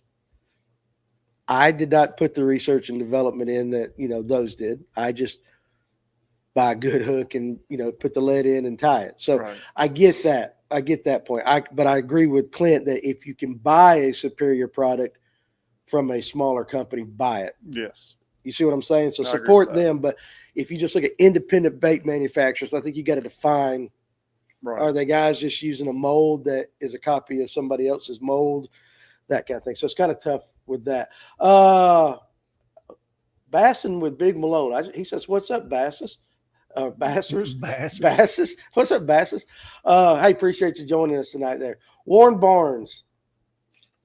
Buy or sell, Allatoona can produce a 20-pound 5-fish limit, and we're going to be talking largemouth or spotted bass. That says 25 pounds. Can you read? What the hell did I say? 20. Well, shit, it's been a long day. A 25-pound 5-fish limit. And I'm going to start off with this. I'm going to say buy. I will buy that because I see some of in the spring when them guys go up the river, some of them largemouth that they get. I just think there's enough big largemouth in Allatoona that somebody can luck up on the right day or two in the right conditions. And if you're busting them, it can be done. I'm not saying it will happen, but it can happen. Because they've been some 20-pound sacks caught out of Allatoona. Mm-hmm. The guys fishing for the spots right now are struggling. But I think in the Noe tournament every year, there's a couple of guys that have the ability to get up that river, and they come back with some pretty good bags. So I think it's a possibility. Clint, you fish it a lot. Not really, but I mean, I live right there, but yeah, I'll buy it all day. I think there's a 25-pound bag in there, and somebody can catch them all on the same day. It's just a matter of when, like what time of year. Is it going to be in the spring, or is it going to be here in the next month or so? I think it could be in the next month or so. We see it gets real cold, those big largemouth get done. Yeah, it's got to be a largemouth bag though right now, or majority. Yeah, majority largemouth. Yeah, for sure. All right, Dave. I'll buy that. You'll buy that. The biggest fish I've caught in Georgia came out of Allatoona since I've lived here 6 years. Yeah, and there always are big largemouth being caught out of that lake. Masters weekend. Yeah, makes sense. It's like it always fires Masters weekend. You get it. I mean, you don't have to go that far up the river. I was only about 1.5 miles north of Victoria. Really? Okay. Hey, listen, I believe it. What about you, Alex? I'll buy that. You'll buy it? Yeah. You'd love to catch it too, wouldn't you? I would. Oh, absolutely. All right. So in that of, this is a good one. Buy or sell. Spot lock is a better tool than forward-facing sonar. Sell it. Oh, you come off quick right there. Sell it. Sell it. Why? Because I'd rather be able to see where the fish are than sit in one spot. I can work the trolling motor with my remote control. Okay, good. Hey, that's good reasoning. What about you, Dave? Sell it. Sell it. Sold. Everybody's selling that. Okay, I think I would sell it, but I will say this: Spot lock has helped many a guy catch a lot I fich. use it all the time. Yeah. It's really good for eating a sandwich. Yeah, I was about to say I use it for everything but catching fish. Good to retie. It's great for taking a dump on the back of the boat. Yeah. So let's see. All right, go ahead and scroll on down. Just a question: who throws a jerk bait on a spinning rod? I love it. So we were talking back to the spinning rods. I don't even. I have. It's a big northern guy thing. I know a lot of northern guys that like to throw it. And Nick, the very next question. Appreciate you joining us. This is one that I argue all the time. I have your answer. Well, I think it's wrong. I buy all left-handed reels. No, listen. So, yeah, why do people have left-handed spinning reels but then pick up a right-handed bait caster? If I pick up a left-handed spinning reel and have the ability, I put it on the right side. I reel with my right hand no matter what I'm throwing. But Dave says he's got a reason. What is it? There is a reason. What's the reason? Because the old guys like us, years ago, you couldn't flip the handle on a spinning rod. I'm a right-handed guy. I can't throw with my left hand at all. I'm used to reeling with a right-handed reel. And then, like I said, all of a sudden, then now you can swap the handle. After so many years, you're just used to reeling a spinning rod with your left hand. But what about a young guy these days? There's still some young guys that do it. You think they just do it because they see everybody else doing it? They're just smart guys. I've always just questioned that one.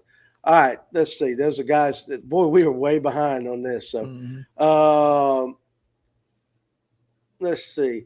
Silverpunk says Emil has a habit of losing fish, according to the videos he was showing us in the fishing class Saturday right there. So I didn't sit in on that seminar, so I don't know. Keep on going. All right, here we go. How about this one? This is juicy. Buy or sell. Kevin Van Dam retired because of forward-facing sonar. Sell. Okay. Yeah. Why? I don't think he's great with scope. I don't think it's because of forward facing. I think he did what these other guys are doing and realized where more money is, more freedom, more family is not fishing those tournaments. I mean, he's dominated the tournaments forever. I don't think it's because of scope. I think it's because he saw the opportunity to make some more money, have some more fun, go film some shows with Zona and go have a good time. Okay. Alex? I'll sell it. Same reason? Yeah. KVD's the greatest. KVD's the greatest. All right. What about you? I'll sell it. Free time. He doesn't have to have that schedule, and he gets to go to the best lakes. And Whatever if it's he raining wants. when he gets there, Yeah. he don't have to go. He can. Yeah. He can chill at the If hotel. it's or snowing whatever, at yeah. Clark's Hill, he can sit in the hotel room for the extra day and then go film. I get it. I will sell that too. I think the man he got to that point in life. Hey, I've done all I've accomplished everything I want to accomplish, and it's just time for another chapter. But that leads us to Bass Fishing Live, buy or sell. KVD TV show will be a success. Buy it. Okay, I'll buy it. Buy. But I will tell you this: that given the industry, how about this? Let me go contrary to that. Let me say sell it. Maybe for the first year, but I just think everybody's mindset is on YouTube. And if it's a TV show in regular air, it's tough right now. So depends on what you mean success. Hell, I'll watch it. I don't know. I'm thinking of the whole culture TV compared to YouTube and that kind of stuff. I think the way they're shooting it though, it's very much not selling fishing; it's selling fun. So okay, that I would buy. So I feel like the way it's set up is they're selling that they're having a good time. Like and the people he's having on the show. Like, I mean, you have guys with an audience, like he's got country music guys on there coming on the show. Like he goes to Luke Bryan. So it is a more of an entertainment based. Yeah, it opens to a much wider demographic than all of our YouTube tournament guys that are just into our small niche. I would buy that then. That makes sense. All right, let's go ahead and scroll on down. We got to play catch up. So buy or sell. Berkeley is an innovative company. Sell it.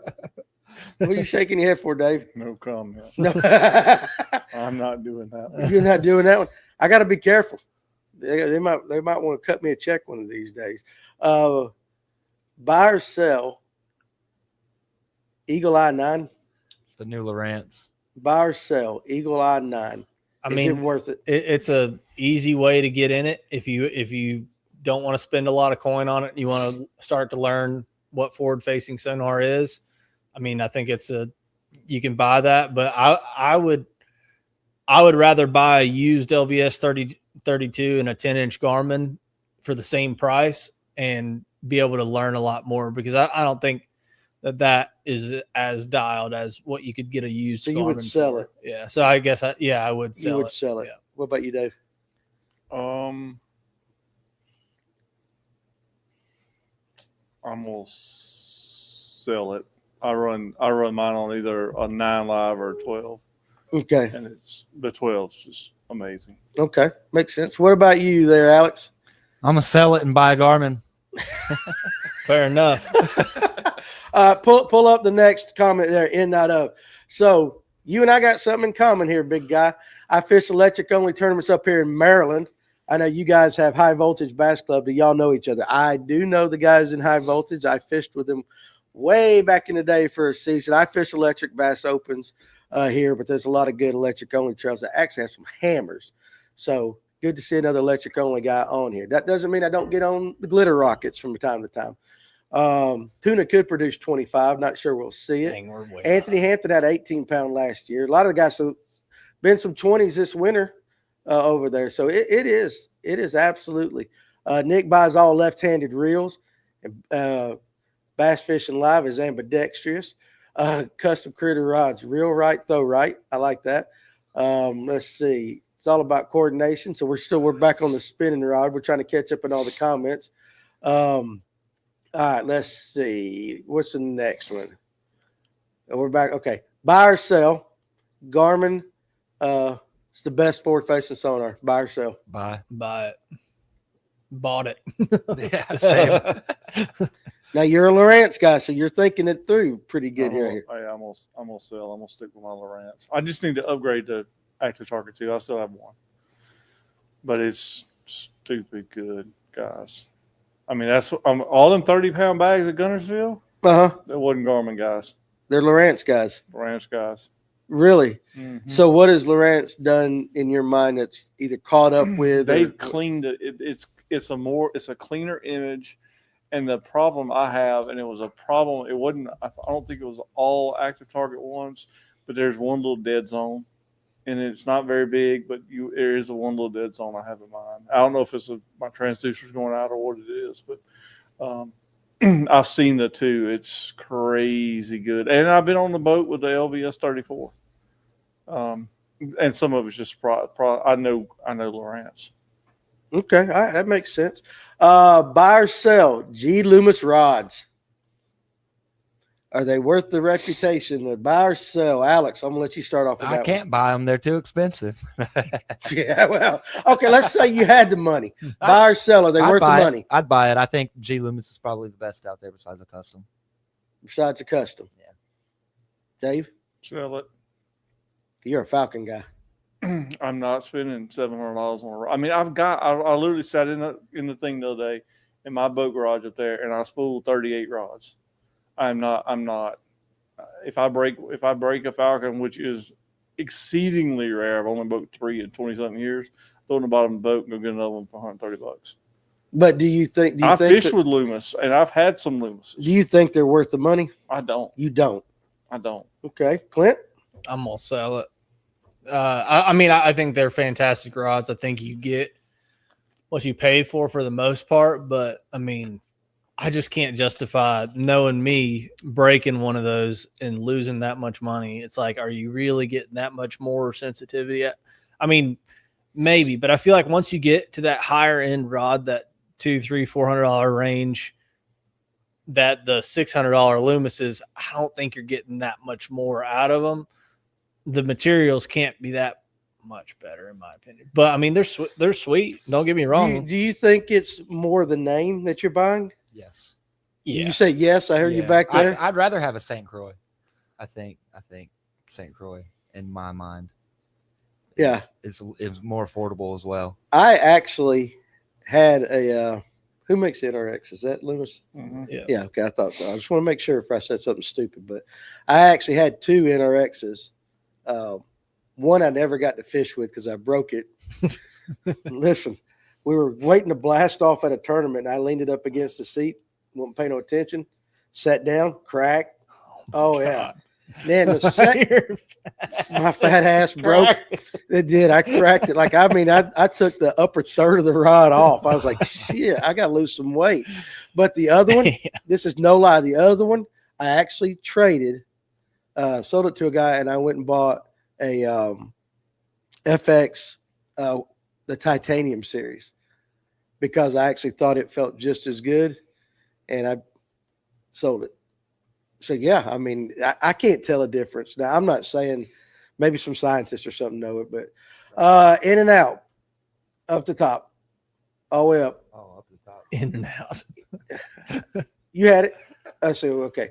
Boyd is the most disliked angler on tour. So you got to say it as a statement. So Boyd is the most disliked angler on the tour. I'm going to sell that.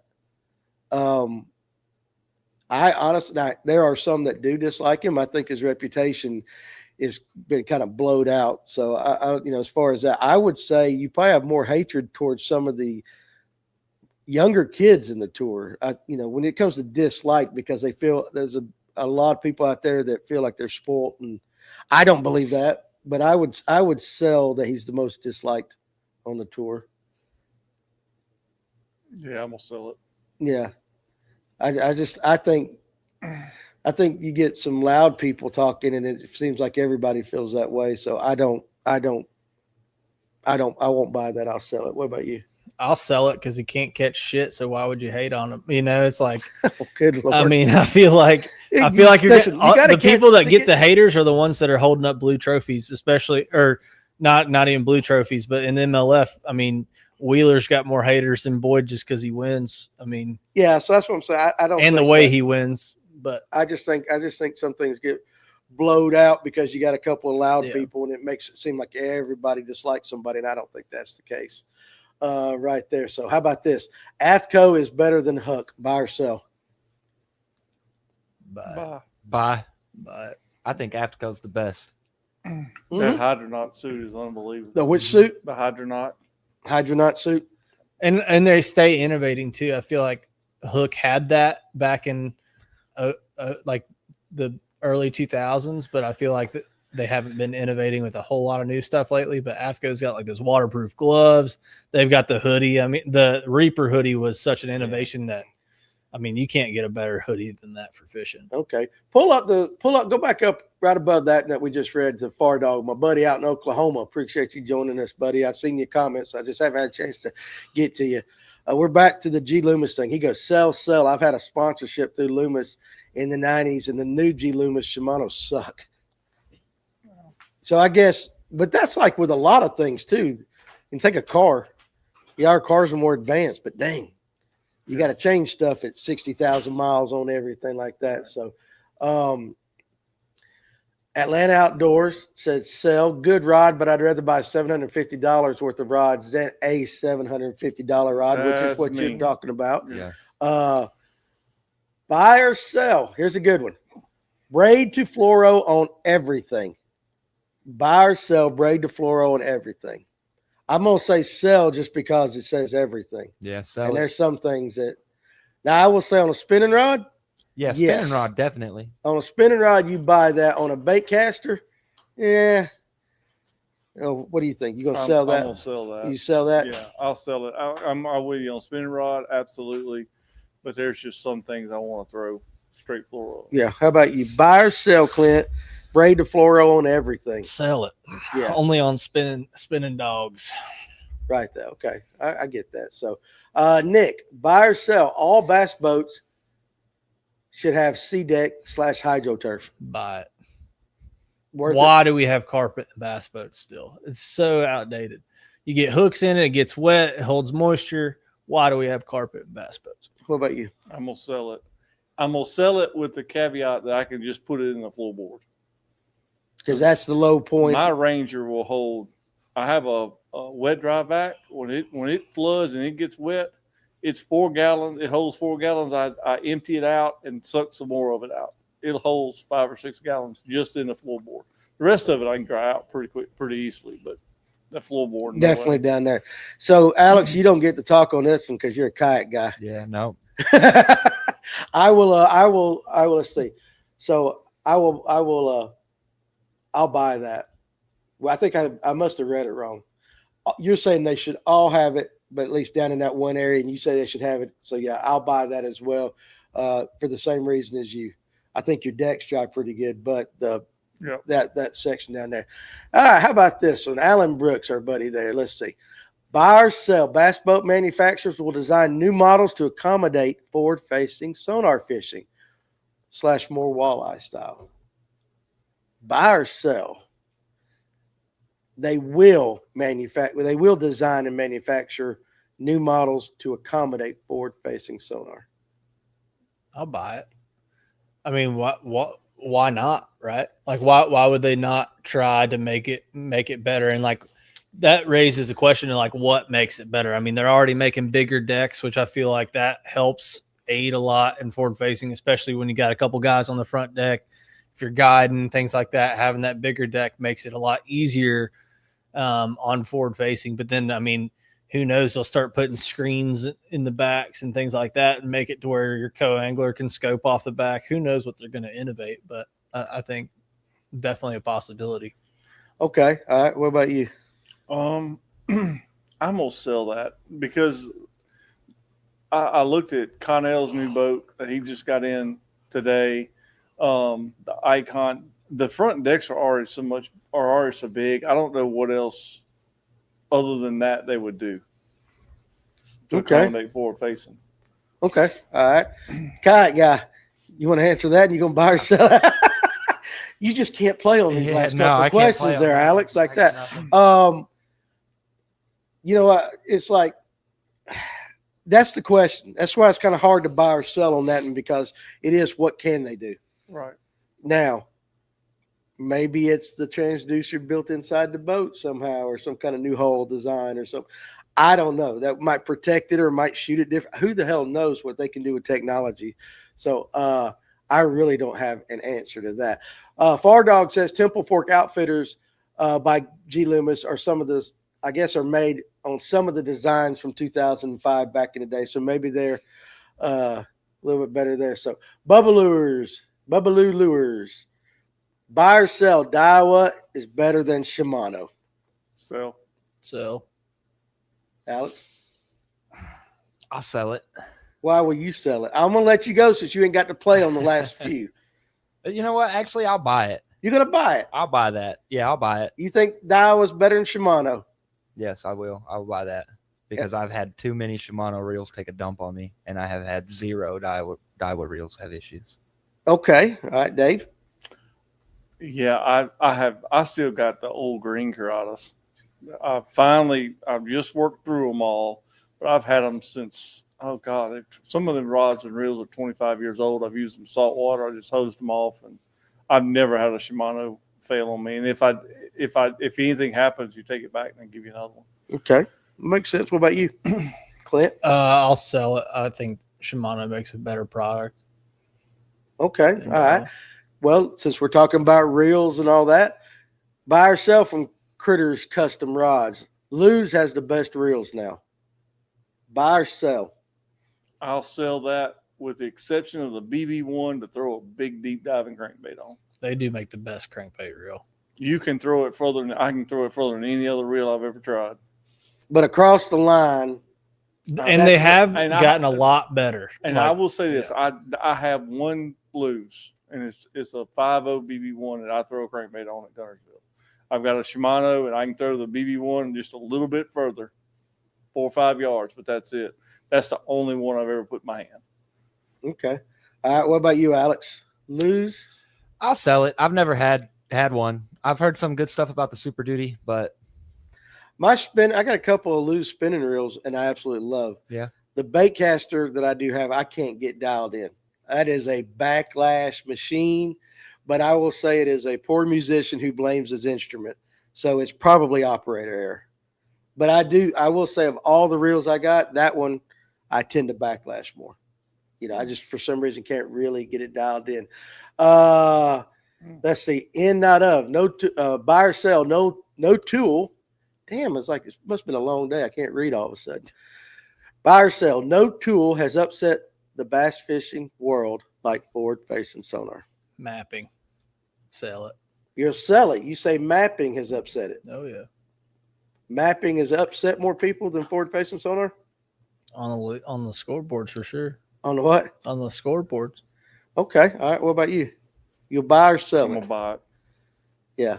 I mean, it's everything. It's the only thing everybody's talked about for the last 3 years.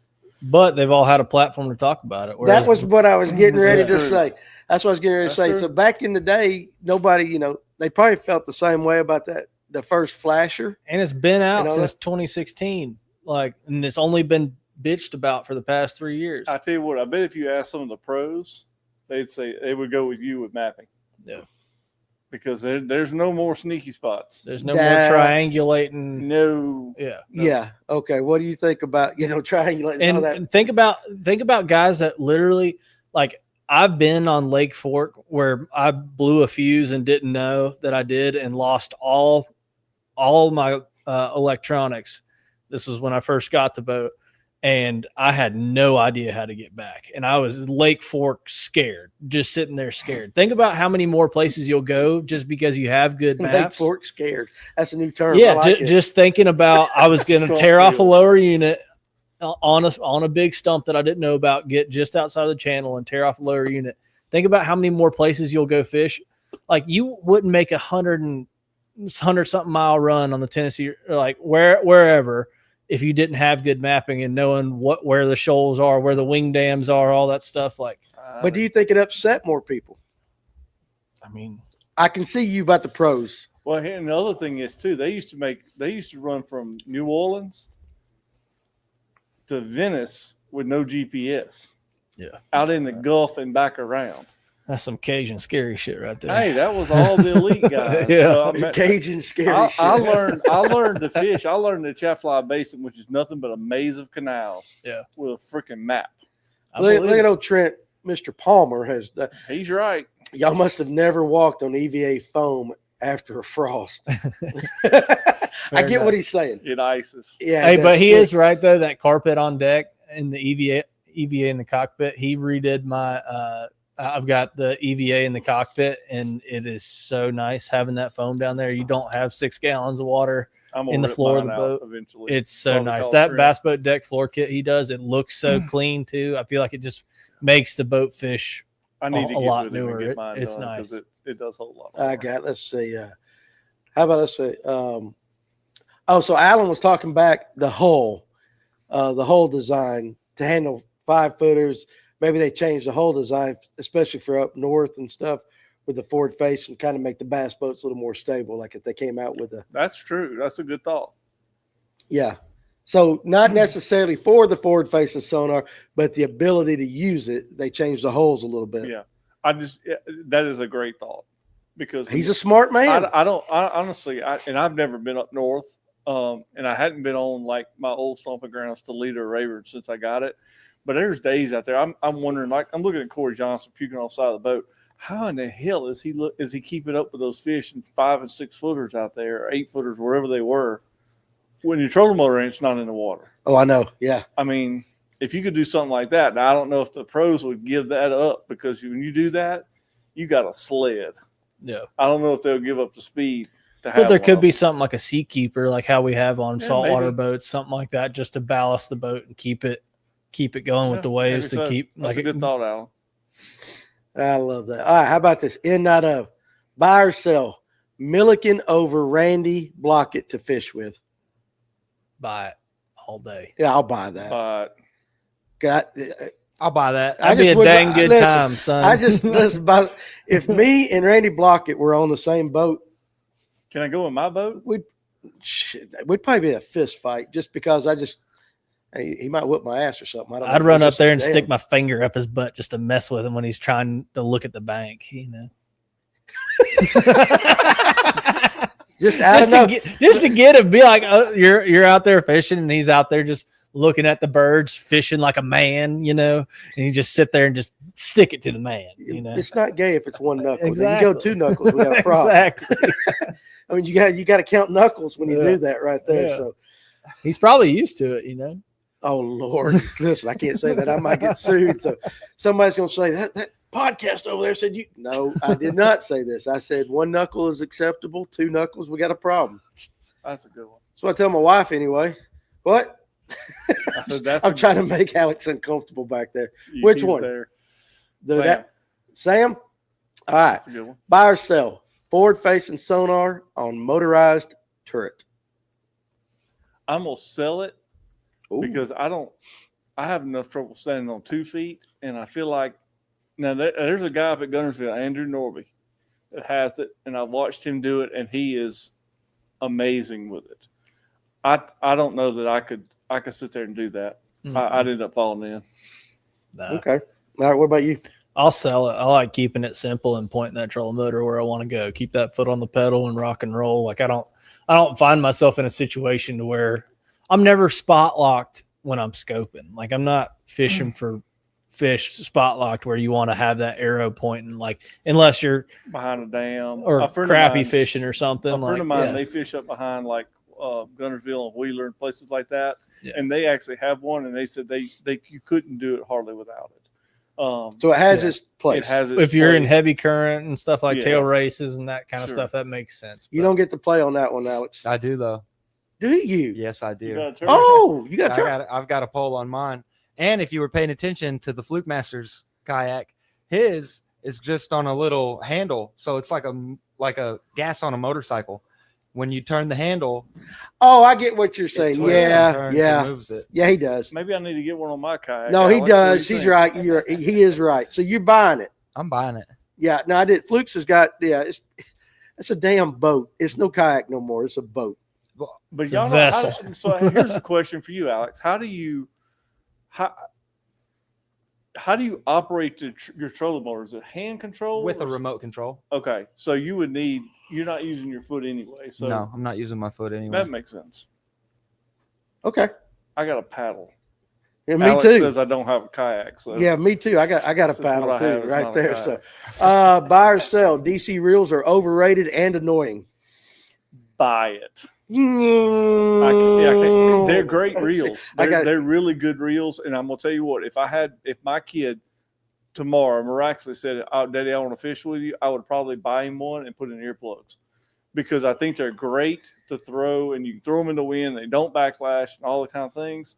I can't handle the noise. I mean, the whole day. Josh, first year we fished, he went out and bought one of those. That's all I heard off the back of the boat. That and that damn 6 foot long whopper plopper he with those. I hear, it was awful. It was awful. That's why we don't fish with them, even though I do love them. Alex, what about you? I'll buy it. You'll buy it? Yeah, I'll buy it. They're annoying. I only own one, and it's on my crankbait rod. Yeah, I don't have one. Yeah. You buying or selling that? I'll sell it. I love the noise. I actually do. I've got a bunch of them. I mean, I'm that guy that's like, Yeah, I love that sound. Yeah. You probably go to bed dreaming about it at night. oh, I definitely hear it in my sleep. I like it. Let's see. Cody Campbell got done playing in the snow. What did I miss? Nothing. We ain't talked about a thing at all night long. So appreciate you coming though, buddy. Far Dog, buy or sell for the money. So you keep doing questions there, Far Dog. You got to put it in a statement. So let me read your question, and let me do this. All right, buy or sell. Berkeley Big Game is the best overall fishing line on the market. Buy or sell. Best overall fishing line on the market.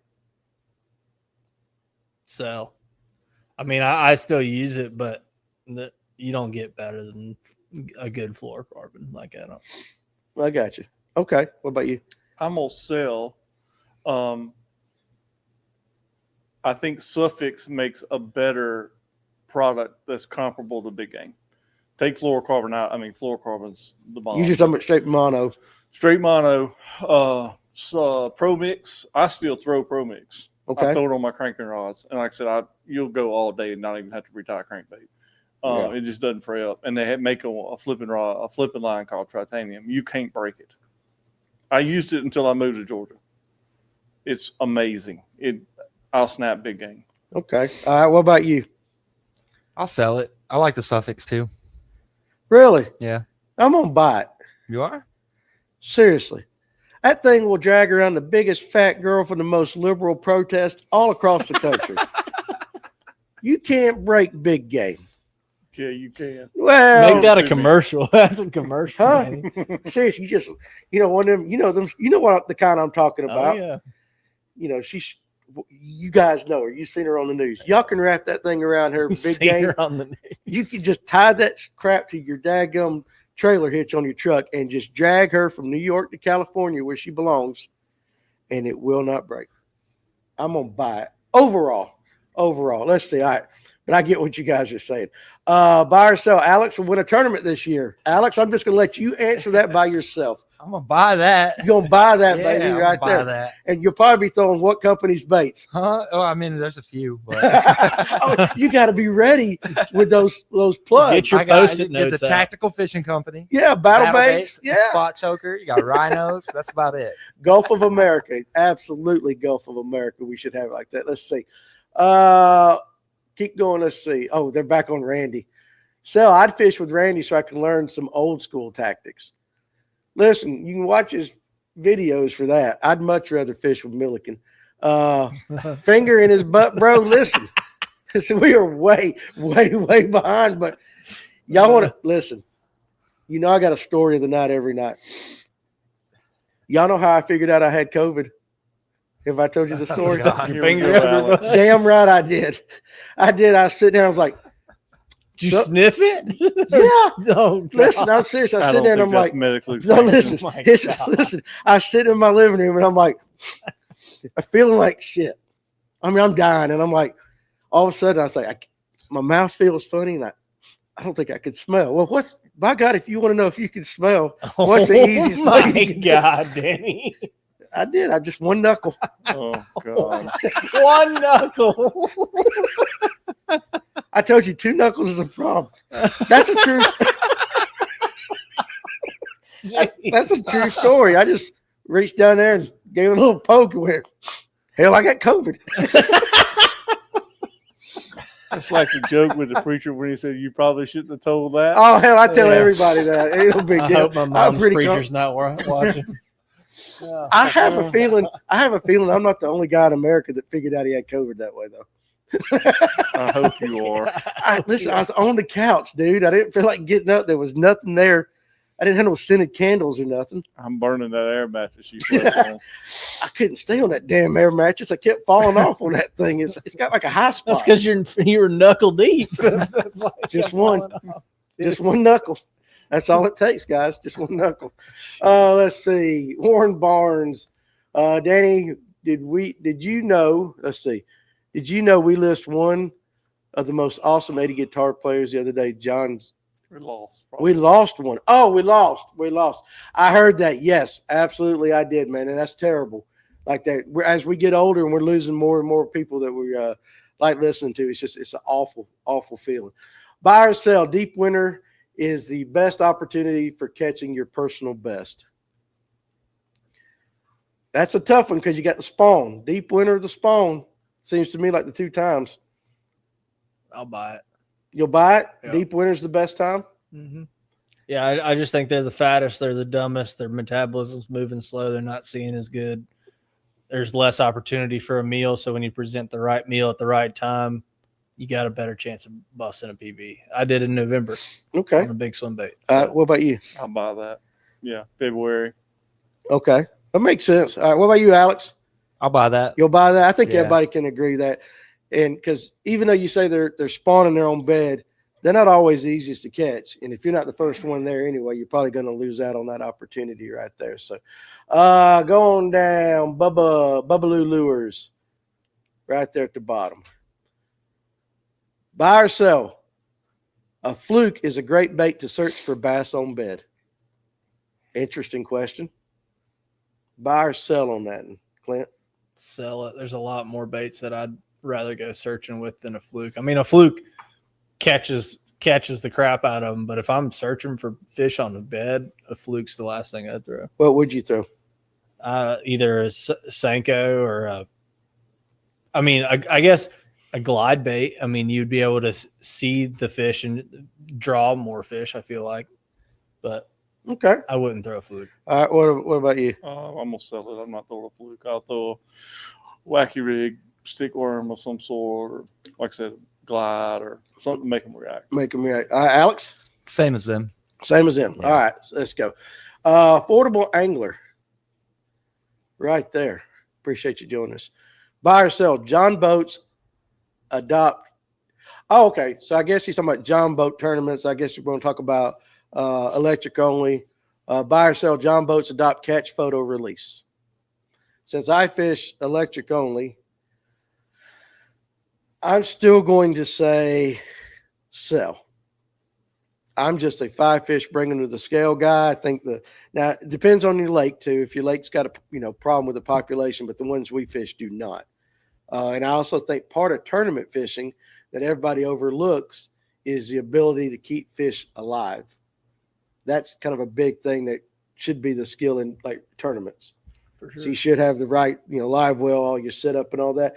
That's as much of a skill as, and I think there should be bigger penalties for dead fish. That I can agree with. But I'm the only one that fishes John Boat tournaments around here, so I'll answer that on my own. So, how about this? Silverpunk said that should be Big Game's new slogan. We can drag fat girls.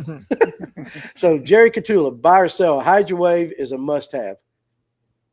I ain't never.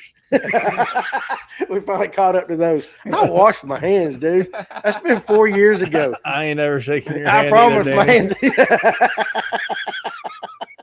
hands. Nick goes, Daniel, listen, This man ain't right. I'm not. Can you come check to see if I have COVID? You gotta know, dude. I feel like shit like this. Listen. It's just like you guys saying you don't pick your nose. You know you do. What was that? feel like What? Andy Parker's is good. That's, I feel like shit when I get. Well, that's just that's the way it went. Go back. I hope your ring camera caught it. I ain't got no cameras on the inside of my house, dude. No way. But I don't trust my wife. She might have them sitting around somewhere. I think there was one up there going up. Let's see. Yeah, I'm the only guy to admit it. That's true. Keep on going. Okay, the Hydro Wave. Buy or sell, a Hydro Wave is a must-have. Sell. I've never had one. I'm going to sell it because I think it's not a must-have. It's a nice-have. Yeah. What about you? Sell it. Same reason. Yeah. All right, I don't even know what a hydro wave is. Clint, tell them what a hydrowave is. It's basically a speaker on the end of your trolling motor that makes bait fish sounds and sounds like bait. It's supposed to get them fired up. I've seen it work a couple of times. Like being with an angler that's got one, you pull up, fish aren't busting in the summertime, and then all of a sudden he turns it on and they come up busting. Like it has happened. I'm not laughing at you. I'm Can't just you just- The comments are getting Can't you just prop wash and get them fired up? and get you one of them striper thing too. That hammer that the just old beats on the bunking board while you're on your knees over there. Yeah. Beating on the boat like that. All right, scroll on down. Let's see here. We're getting late. Really? You know what's funny is that every one of y'all, it ain't no different than wiping your butt and your fingers slipping through the toilet paper. Yeah. It happens. All right, so let's see. What is that? Buy or sell. 10% of the water holds 90% of the fish in a given lake. Now, when you say 10% of the water, you're talking about water level or like the depth? Or are we talking about like water, a section of the lake? Because on Lanier, if you're talking about a section of the lake, I'm going to say sell.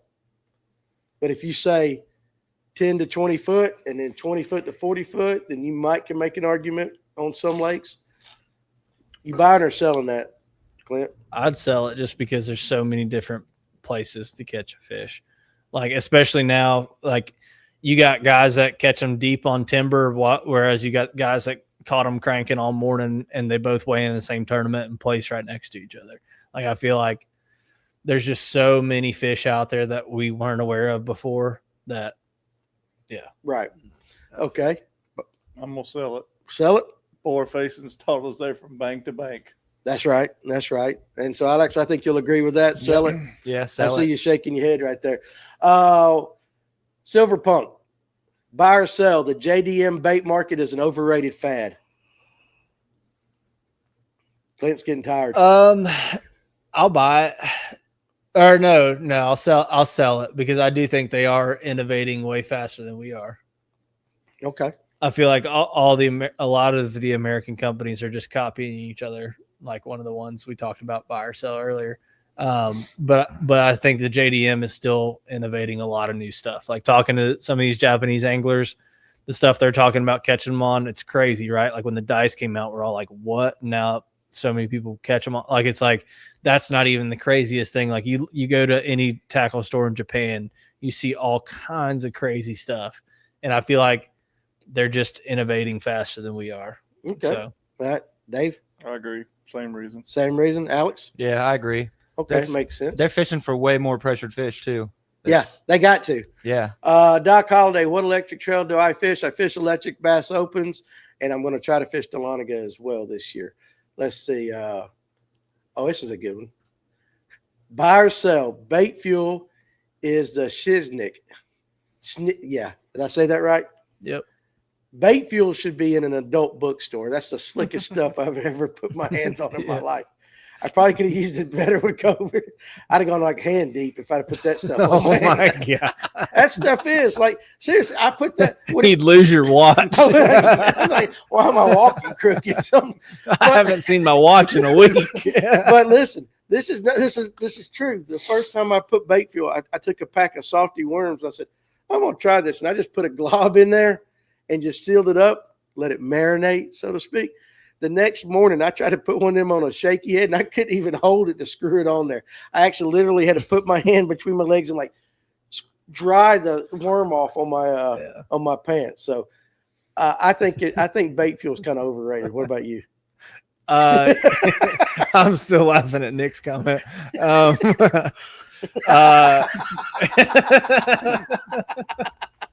It smells like Copenhagen's what it smells like. Yeah.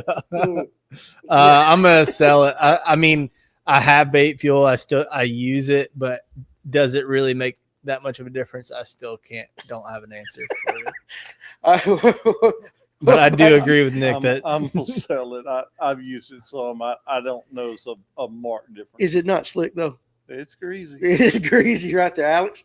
I'm selling it. Selling it, Yeah. bait fuel. I'm using the JJs. JJ's. Yeah, buddy. Smells like garlic. Mm-hmm. Do you know? Hey, listen though. Seriously, I had COVID in 2019, and garlic and just a couple other things are the only things I can smell, and I only smell them for like half a second. I still can't smell. Thank God you didn't stick your finger up a garlic's ass. I would though if it's what it took. I mean, seriously, one knuckle. Let's see. Slipping through paper is an accident though. Yes. Yeah, but here's the thing: y'all done it. Y'all act like my hand's contaminated like that. Right there. The question is, was it right-handed or left-handed? Now, based upon what I've told you guys tonight, which hand do you think it was? Right hand. Right, man. Everything's right-handed, except for How to use my non-dominant for that. except for I write and I throw with my left hand. Everything else I do with my right hand. I shoot a bow left-handed, but other than that, it's right-handed. Buy or sell BFS fishing. Got a couple more before we end this up real quick. Buy it. You buy it? Yeah, it's a lot of fun. It's so much fun. So much fun. So much. You Yes. do it? What is that? Well, he goes, what is that? It's Yeah, an ultralight bait caster. That, those bait casters where you can tell like the really I ultra light. throw a drop shot on it. It's a lot of fun. No. They're just designed. And They're just also- designed to throw a lighter bait. You can get a BFS reel that's got a drag clicker in it, so it sounds like you're Yeah. spinning reel when you're fighting a fish too. That's okay. Thank Well, you. if you have to add something to sound like a spinning reel, at that point, just use a damn spinning reel. But all right, going down. Let's see. Buy or sell. Thump gel doesn't do anything. Buy it. I agree. Sell it. You think it does? Yeah. Why? It's like they track it. I don't know if there's something on there. I don't know what it is. I can see a little bit better on forward facing, but it's like we had Reese on here. He's the same way. He's had days where they won't bite it, and all of a sudden they'll start getting interested when you put that Little thump on. gel. Alex? I can't say yet. I've got a bunch of it in the yak, and I haven't tried it yet. Okay. In, not of. Dude, you're really slamming it in the comments tonight. You're making my job easier. Buy or sell. Young FFS elites would be in the back of the field if they turned off forward-facing sonar. I will sell that because some of the best anglers I know are the young ones, and they can fish all kinds of ways. So you get to the elites, you're not just a scoper. I don't care what anybody says. You don't make it to the elites just like that. That's just me. Y'all agree Yeah. on that? I'm selling it. Yeah. All right, let's do one more. Let's see. Okay. We're caught up. Danny, can you please show us where your right hand's at? Supporting my B cup. I got a solid B cup right here. Buy Atlanta Outdoors. Buy or sell. Shad wrap on spinning over casting gear. Buy it. I'll buy it because it's Buy just that's balsa, right? Yep. You can just throw it farther. So, everybody agree with that? Buy it. You sell it? Of course, you are the Sell one. it. You got to be opposite of everything I say. I'm sorry. No, seriously. Why would you? I got rods I can throw that stuff on. You got a BFS rod? No, I don't think I do. All right. So anyway, so we have caught up with everybody. It's right at 2 hours. So we're going to end that right here. I think for our first ever buy or sell, that it was a success. That was fun. It went quick. Everybody, I appreciate you guys in the comment section. And in and out, you new guys. And if you watch this later and you're a new guy, don't let my COVID test deter you guys. We have a lot of fun when we do this show every Tuesday and Thursday night. So Nick goes, he is the opposite of everyone. I thought I saw that in the comment section earlier. It's something like he said, that guy is the opposite of everybody. I'm a bait caster guy. You're man. a bait casting guy. So Danny, let's get your 5 best electric teams against ours. I will tell you this, it won't be me, dog. But I got the 5 good ones around here are absolutely awesome. So y'all don't shake his hand on the way out tonight and all that. So anyway, hey, listen, we had a lot of fun with this. I hope you guys did too. And for you guys down south, I hope you enjoy your snow and your one snow day that comes every 20 years and all that. So good show, guys. Y'all stay warm and keep your fingers out of your butts. So there you go. We're going to end it on that. We appreciate you, and we'll see you Thursday night.